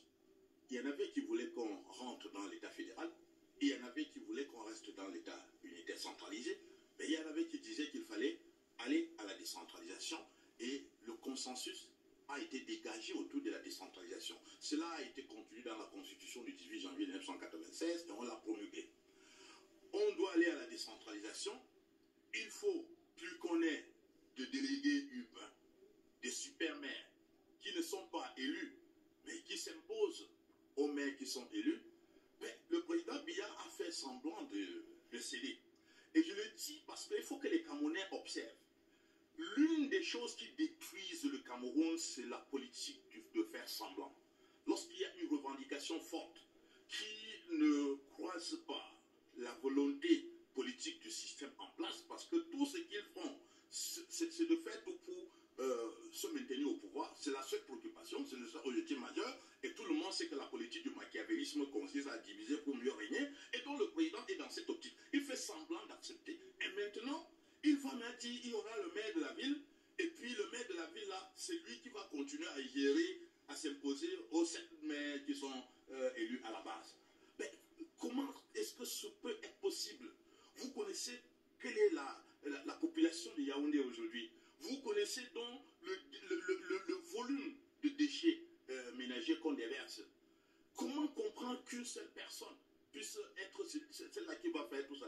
Mais ça marchait un moment quand même. Non, écoutez, ça, on peut bien dire que ça avait marché du temps de Tibé Bouda qui faisait un peu plus d'efforts. Mais Yaoundé n'a jamais été à l'image d'une cité capitale que nous voulons. Il a dit de prendre exemple, quand vous arrivez à Kigali, vous voyez ce que peut ressembler une capitale. Mais le Rwanda n'est pas un pays plus avancé que le Rwanda a connu le génocide, que le Cameroun n'a pas connu. Comment justifier que des pays qui ont eu des occasions d'être freinés dans leur élan de développement soient aujourd'hui plus avancés que le Cameroun? Moi, je crois que arrêtons cette politique de l'autruche, arrêtons cette politique de faire semblant, allons vers l'essentiel. Faisons jouer la concurrence. Parce que si on avait laissé les 7 maires, chacun prend sa responsabilité dans sa commune, on devait peut-être voir qu'il y a un des 7 qui a à sa tête un maire qui est en même temps président de l'UCB. Peut-être que quand on arrive là-bas, c'est comme le Rwanda. Et on va donc, celui de Yaoundé 2 va faire les efforts pour faire. Mais quand vous refusez au seul et même centre, c'est un problème. Je veux juste vous préciser avant de passer. Alors, les maires n'ont pas la compétence d'assainir leur commune. Non, l'assainissement des voiries urbaines relève de la compétence de la super mairie. Très bien. La suite avec professeur Ebogo, donc gouvernement un peu pompier, pyromane, qui crie à ça ne marche pas, il faut faire quelque chose, mais qui a les solutions, qui lui-même s'est mis dans quelque chose de compliqué, qui empêche aujourd'hui que les choses soient clarifiées sur le terrain, parlant de l'assainissement. Est-ce que c'est également l'image que vous avez de cette sortie du Premier ministre qui appelle à assainir la ville? Oui, je crois que nous sommes tous d'accord ici que Yaoundé ne va pas bien. Yaoundé a mal à ses routes, a mal à ses voiries. Alors, comme le disait M. Bidou tout à l'heure, il y a plusieurs acteurs. Ce qu'on peut appeler les acteurs centraux, c'est-à-dire ceux qui relèvent du pouvoir exécutif, notamment les différents ministères. Vous savez que les questions humaines ne sont pas que gérées par le MINDU. Il y a également le MINPAT, lorsqu'on parle d'aménagement du territoire.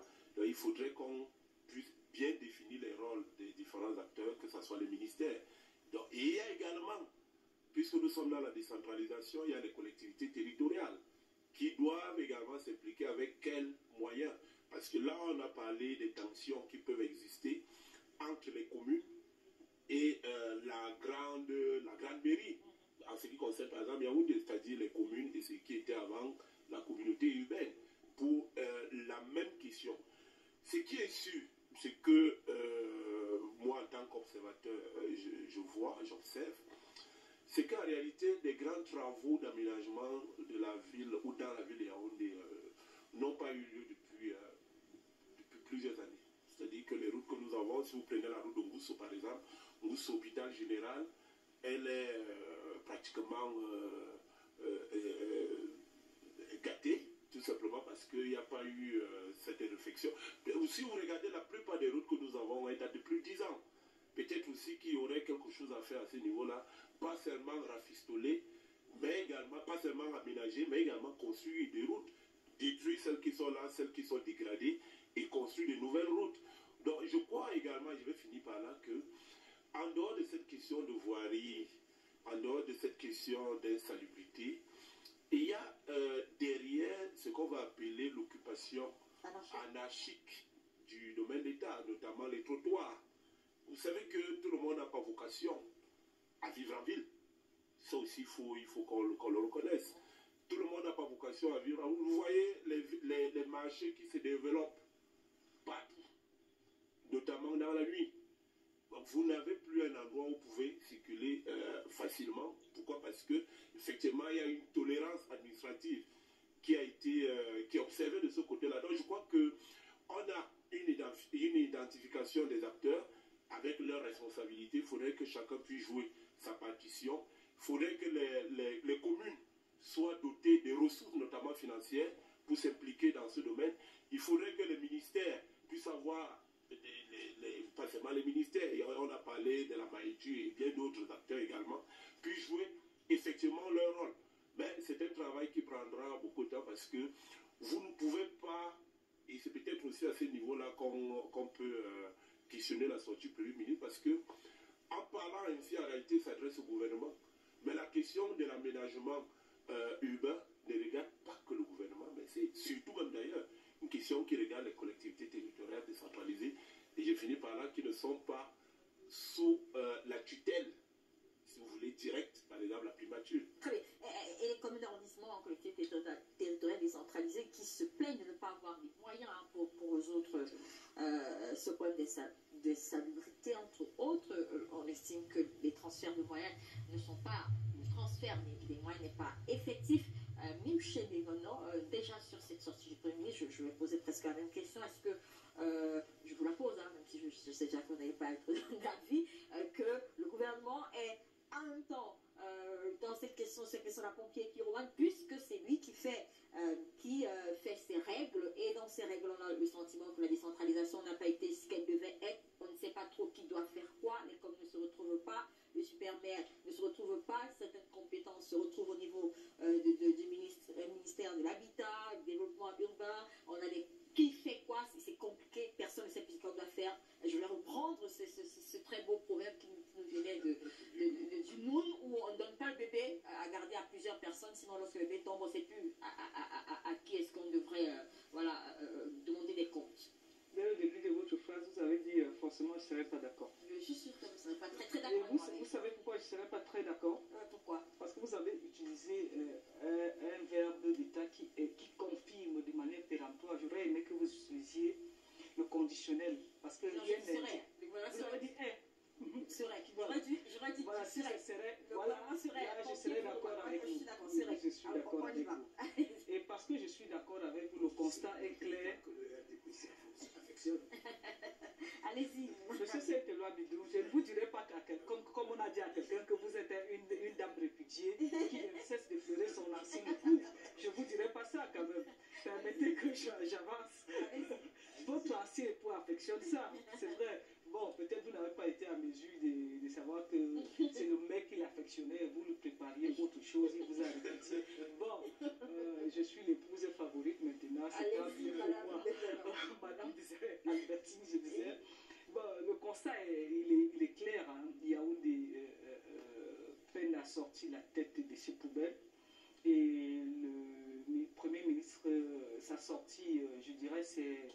il vient sonner le glas pour ceux les responsables qui semblaient être peut-être aveugles face à leurs responsabilités. Parce que j'ai essayé de parcourir au-delà des responsabilités du MINDU, du MINPAT et tout ce que ça peut comporter. J'ai essayé de parcourir la loi du 22 juillet 2004 qui indiquait entre autres les missions de la mairie qui étaient celles du développement local et de l'amélioration du cadre de vie et des conditions de vie des habitants. Parce que Yaoundé, bien qu'étant une capitale, est un conglomérat de communes d'arrondissement. Et lorsque nous savons comment ça se passe ailleurs, parce que moi je viens d'une commune, j'ai grandi dans une commune où je voyais la mairie entretenir les routes. J'ai grandi dans une commune où je voyais la mairie enlever les poubelles. J'ai grandi dans une commune là où je voyais les agents d'hygiène et de salubrité sillonner le village pour indiquer qu'il était important pour tout citoyen de vivre dans un environnement propre. Est-ce que ça dédouane les maires d'arrondissement de Yaoundé de faire leur travail à la base, bien que nous soyons à la capitale? Je crois que lorsque les candidats à ce poste se présentent, ils se présentent avec un programme politique diront-ils que ils sont allés en balade de santé, ils n'ont rien à faire. Les communes, on peut croupir dans les poubelles tant que ça ne les regarde pas. Ils diront que ça ne les regarde pas. Alors que leurs collègues maires ailleurs font ce travail-là, je dirais que ce serait trop facile. Il faudrait déjà, moi je pense personnellement que au-delà des grands travaux qui concerneraient peut-être le MINDU ou le MINPA, il faudrait déjà que les mairies d'arrondissement essayent de faire leur travail à leur niveau, ne fût-ce que ramasser les ordures ménagères qui s'accumulent chaque jour. Nous le savons tous. Donc, s'ils font déjà ce travail, j'aurais peut-être compris qu'ils posent le problème de recyclage des ordures. Et là, on toucherait en ce moment-là la haute sphère. Mais si les mairies, les communes d'arrondissement essaient de faire le minimum qui est le leur, c'est-à-dire faire leur travail, parce que le maire, lorsqu'il dit que ce n'est pas son travail, il ne vous dira jamais que ce n'est pas son travail. Lorsque vous voyez les agents communaux prendre les taxes dans les marchés, prendre les taxes dans les boutiques, pourquoi ils prennent les taxes si ce n'est pas leur travail? Serait-il en train de nous dire qu'on les a mis là, ils sont arrivés là-bas pour ne rien faire? Je doute fort. Et deuxièmement, chaque mairie reçoit, même comme nous reconnaissons que c'est très peu pour l'entretien, 27 millions de francs chaque année pour l'entretien des routes rurales.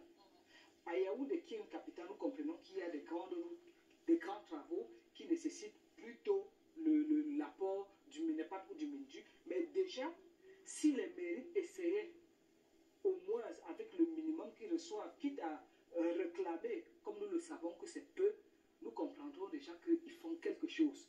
Donc il est question, comme l'a dit l'expert tout à l'heure, que chacun essaie de faire son travail. Si nous rentrons dans les lois, parce que c'est trop facile de dire que ceux qui ont pensé les lois ont très mal pensé les lois. Chacun a un pan de responsabilité. Peut-être ne font-ils pas leur travail, ou bien sont-ils ignorants de leur mission.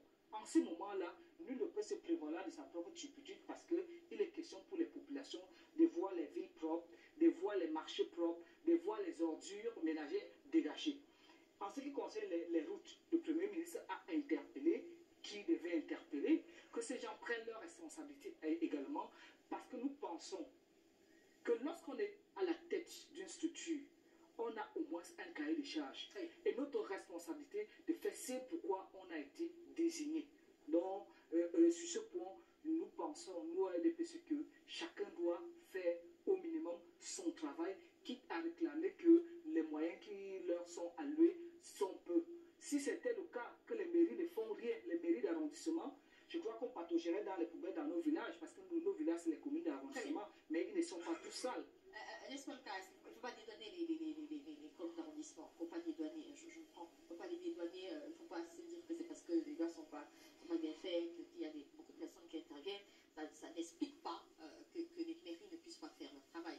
S'il était fait, on n'aurait peut-être pas ce qu'on voit aujourd'hui, c'est la vidéo.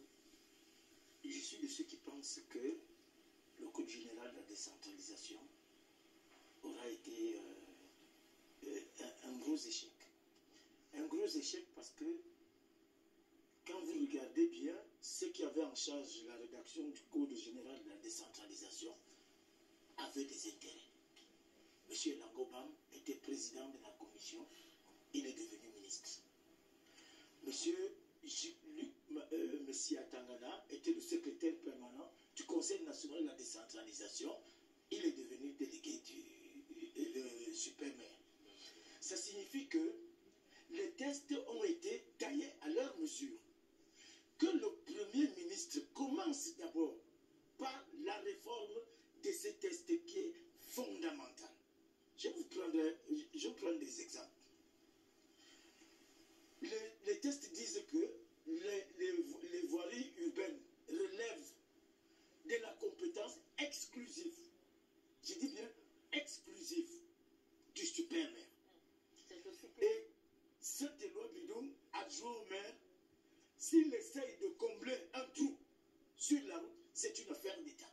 D'ailleurs, le maire Lolo avait été tabassé par les éléments de la communauté urbaine à l'époque pour avoir couvert les trous au niveau du carrefour Kaka. Donc, c'est pour vous dire que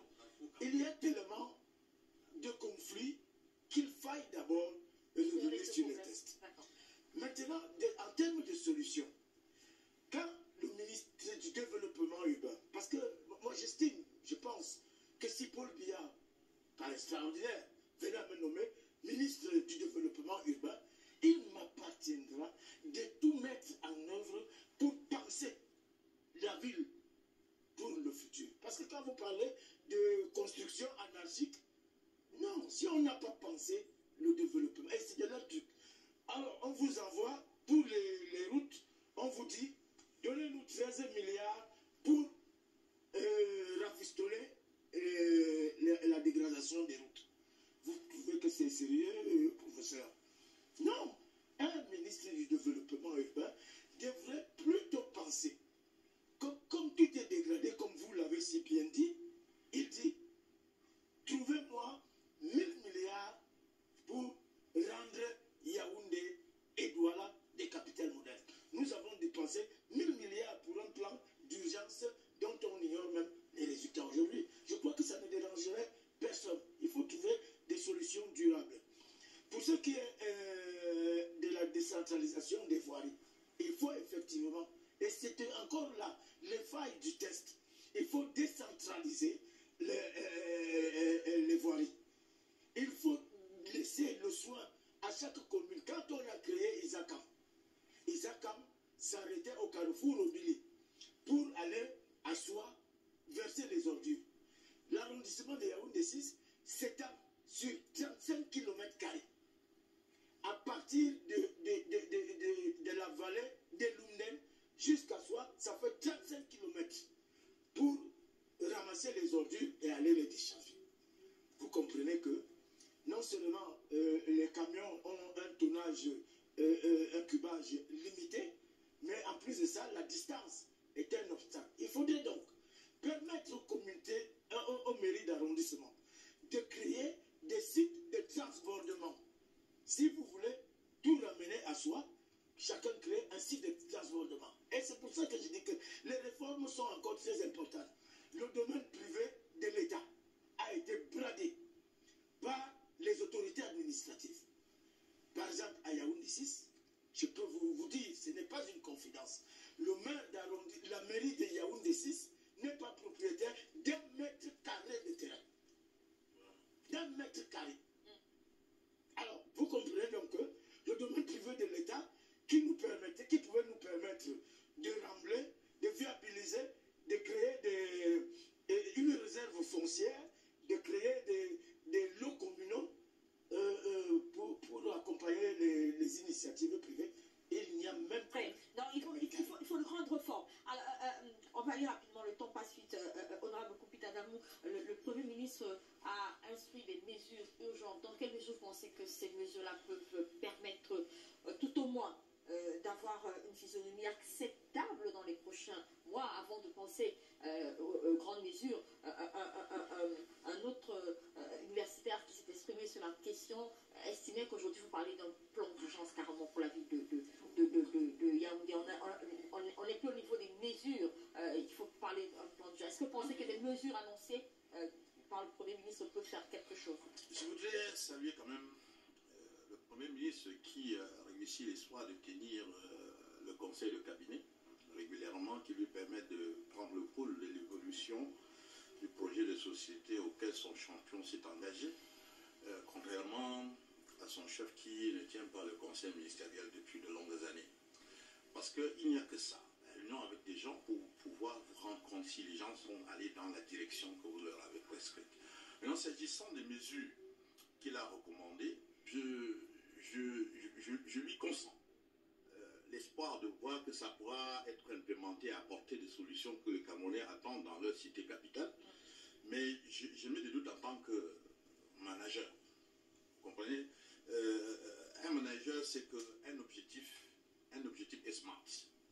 Parce que pour atteindre un objectif, il faut qu'on se rassure qu'aux mesures prescrites par le ministre s'accompagnent des moyens pour pouvoir le faire, et qu'il y ait également la précision des responsabilités. Qui fera quoi pour accomplir ces mesures? Je n'ai pas l'impression qu'il soit allé dans cette direction, et par conséquent, j'émets des réserves que ces mesures soient mises sur pied et que ça apporte le résultat attendu. Moi, je crois que à un problème aussi criard, qui crée des problèmes importants sur le plan de la santé de la population et même de l'image du pays, il fallait qu'il prescrive un plan d'urgence accompagné de moyens conséquents et de la définition des différents responsables qui doivent faire cela. Et la limitation du temps pour cela aurait permis que, au terme de la période prescrite, que nous, citoyens, on soit en mesure d'évaluer et de voir si c'est à terre. Si les mesures, allez faire ceci pour assigner la ville de Yaoundé, sans leur dire que je voudrais que cela soit fait avant les fêtes de Noël, par exemple. Ben, ils ont leur temps. Ils sont toujours en train de se préparer pour mettre sur pied vos mesures, même si on sera en 2028. Donc c'est pour ça que j'émets des réserves et je crois qu'il est temps que le gouvernement, le RDPC comprenne que le véritable problème du Cameroun, c'est la malgouvernance. Et la malgouvernance commence par des réactions de ce genre. Que le Premier ministre vient dire, je vous prescris des mesures, il ne fixe pas le temps pour réaliser ces mesures, il ne dit pas quels sont les moyens, il ne dit pas qui sont les responsables. Mais c'est pas clair pour ça, Bobo. Écoutez, on a eu une déclaration du Premier ministre. Après les déclarations, il peut y avoir des actes, notamment un texte qui définit soit un texte portant sur le plan d'urgence. Pour le moment, oui, j'ai dit qu'il a fait une déclaration, mais il n'a pas défini, ce n'est pas la déclaration qui dit comment les choses vont se passer. Cette déclaration-là sera suivie d'un texte qui définit donc ce qu'il y a lieu de faire, et quels sont les acteurs, quels sont les moyens qui sont mis en jeu. Donc, pour le moment, nous n'avons qu'une déclaration qui a été faite. Il faudra donc attendre, parce que la déclaration, elle est politique. Maintenant, il y a certainement l'officine qui va se mettre en place, qui va donc penser ce qu'il y a lieu de faire, quels sont les chantiers. Les chantiers, c'est vous qui utilisez ce mot. Vous savez, je vous apprends, lorsqu'on parle d'un plan, il y a des chantiers qu'on peut tenir en 1 mois, d'autres en 6 mois, d'autres en 3 ans, et ainsi de suite, ainsi de suite. Donc je crois qu'il y a certainement des actes qui seront pris à ce niveau-là, qui vont donc baliser le terrain et dire qui doit faire quoi et avec quels moyens. Je ne vous ai pas posé la question, je vais rester avec vous avant de le prendre. Est-ce que vous pensez que tout ce qui a été évoqué ici pourrait dédouaner aujourd'hui les mairies, les communes d'arrondissement? Écoutez, il y a eu un échec et il y a des responsabilités qui sont partagées. Certains ont une lourde responsabilité, d'autres ont une responsabilité qui est certainement moindre en fonction de ce qui est attendu des uns et des autres. Donc on ne peut pas dédouaner quelqu'un parce que quand même à un niveau, chacun devait faire son travail. Et il me semble que par rapport à la situation que nous vivons aujourd'hui, tout le monde n'a pas fait son travail. Très bien. Madame Boucher, les mesures annoncées par le Premier ministre, vous avez bon espoir qu'elles peuvent permettre de juguler le problème? Ou alors vous pensez qu'il faille passer à un plan d'urgence? Peut-être que la situation se présente, vous comprenez naturellement qu'on ne va pas attendre un plan global, un plan à long terme ou bien un plan d'urgence macro.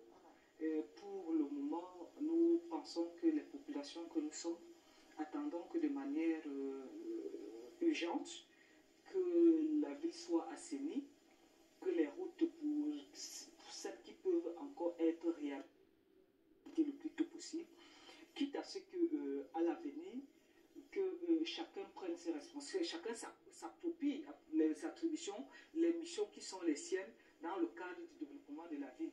On ne saurait dire si tant est que les mairies ne servent à rien, alors sommes-nous en train de dire qu'il est normal qu'on ne fasse plus des élections au niveau local? Les 7 millions de francs CFA communes. Alors, par contre, pour des grandes villes comme Yaoundé et Douala, c'est normal qu'il y ait des structures d'appoint, parce que c'est des vitrines. Mais toujours est-il que chacun doit, à son niveau, faire son travail, parce qu'il y a un adage qui dit, si chacun essaie de balayer sa cour, tout le village sera propre. Maintenant, la grande route qui passe et qui n'est la route de personne, celui qui est le chef du village s'occupera de cette grande route. Mais les routes secondaires qui desservent nos maisons, si elles sont bien entretenues, nous pensons que tout le village sera propre. Le Premier ministre a instruit, je crois que les concernés vont prendre leurs responsabilités dans les plus brefs délais. Et le moment venu, parce qu'il faut le dire, moi quand je vois le carrefour du Cladat à l'époque, nous vivions de ce côté, j'étais à la Cité des Fleurs, j'étais à l'université, il y avait les maisons partout. Je me souviens que lorsque le délégué du gouvernement de l'époque passait, je crois une année, c'était vers septembre, c'était vers juin, ils sont passés de chambre en chambre, ils indiquaient aux étudiants de ne plus payer les loyers parce que ces chambres vont être détruites parce qu'elles sont sur la voie publique. La route de Bonas, là, ça ne passait pas. C'était un petit cours d'eau. Ben, il y en a qui sont quand même allés, mais le jour qu'ils ont décidé de casser, ils ont cassé. Même comme il y a des gens qui se sont levés pour dire que non, on ne peut pas faire ça aux populations, on ne peut pas faire des omelettes sans casser les œufs. Tant qu'on est là pour essayer de manager, pour avoir peur que les gens vont dire que voilà les pauvres populations qui demandaient que là où mettre une table, vendre la tomate, allez, on ne va jamais se moderniser. Il faut qu'on pense à ça. Rien ne se fera sans grincement des dents. Mais sauf qu'au finish, comme c'est le cas du carrefour du Cladat, comme c'est le cas avec la route qui dessert Bonas jusqu'au carrefour Obili, tout le monde est content. À un moment donné, il va falloir faire des grandes choses, quitte à bousculer les comportements pour que la capitale soit ce que nous aimerions qu'elle soit. Est-ce que les communes peuvent faire quelque chose en attendant Sainte-Labidon? On parlait tout à l'heure de certains qui disent qu'il n'y a pas de transfert de ressources. Est-ce que les communes, en attendant, peuvent faire quelque chose pour la ville de Yaoundé? Est-ce que leur appui, non, je veux dire leur action peut permettre d'avoir une meilleure physionomie, peut-être avant ce grand plan dont vous parlez? Je me souviens toujours d'une mesure prise par le Premier ministre de l'époque qui avait demandé que les recettes des marchés de la ville soient rétrocédées aux communes d'arrondissement. Je crois que le Premier ministre de l'époque avait un souci de renforcement des finances des communes, justement pour que les communes soient capables de poser des actes. Nous avons certainement des moyens, hein, nous avons des moyens. Mais je vous dis que c'est une barrière. Il faut d'abord une réforme des tests. J'ai fait 7 ans adjoint au maire. Je n'ai pas le souvenir d'avoir pris part à une réunion de concertation sur le développement, sur la construction de la ville de Yaoundé, entre la communauté urbaine et les communes. On n'est plus en communauté urbaine. Hein. Entre les mairies à l'époque. Oui, à l'époque. Aujourd'hui même, ça n'a pas changé. Les rapports sont tellement exécrables que aucun maire d'arrondissement n'est invité à prendre part à une réunion. Vous êtes maire, vous êtes surpris de voir les engins de la communauté urbaine qui débarquent, qui cassent. À ce point? Oui, on en est là. C'est ça la réalité. Mais moi, je voudrais dire que le président Biya, j'ai pitié de lui. J'ai pitié de lui parce qu'il a mis sur pied une machine qui est en train de l'octroyer. On a l'impression que le RDPC se sont entendus pour que l'histoire ne retienne jamais rien de Paul Biya. Quand vous allez au Sénégal, le président Macky Sall a fait 10 ans, il pourra dire j'ai doté la ville Dakar d'un métro. Quand vous allez à Kigali, Kigali est une ville tellement moderne, rien à envier à Paris. Vous allez à Nairobi, le président a fait. Vous allez à Malabo, ils ont créé une nouvelle capitale, Malabo 2, dont on dit la capitale la plus moderne au monde. Vous allez à Lomé, la même chose. En Côte d'Ivoire, alors, c'est grave. Mes camarades du RDPC, je vous pose une seule question. Que devons-nous retenir des 41 ans de Paul Biya? On va bientôt sortir. Je suppose que, madame, je peux reprendre rapidement. Je suis interloqué et très admiratif de M. Saint-Éloi Bidou, qui pendant des années, des décennies, a été dans le RDPC. Et ça fait quelques années, c'est quelques saisons, qu'il a franchi le pas de la porte. Et par extraordinaire, il se découvre un manteau d'ange et estime qu'il n'est pas comptable. Personne ne vous croira parce que vous m'avez chassé parce que je faisais justement ça. Je vous écoute. Vous savez pourquoi? Suivez M. Saint-Éloi. Il est grand temps qu'on restitue les vérités. Ce discours de homme à chasser, plusieurs personnes comme vous, M. Saint-Éloi Bidou, ont été sanctionnées au RDPC. Mais il ne s'agit pas de... S'il vous plaît. Non, mais il est important qu'on le restitue. M. Saint-Éloi Bidou a été sanctionné. Il a fait 36 mois d'exclusion temporaire. Ça fait 3 ans. Absolument. Il y a une différence entre l'exclusion temporaire et l'exclusion définitive. On revient au sujet. Kouepou avait été, Kouepouze dans le même style, a été répudié carrément, définitivement. Si vous estimez sanctionner pour une faute que vous avez commis dans votre foyer, c'est un problème, on vous a répudié, vous pouvez prendre vos bagages et partir. Mais ce qui est constant, ce n'est pas parce qu'il a franchi le pas de la porte il y a quelques saisons qu'il va croire qu'il s'est découvert un manteau d'ange au point où il croit qu'il n'est pas comptable. Est-ce que c'est Je crois qu'il n'est pas comptable. Attends, monsieur Koupi,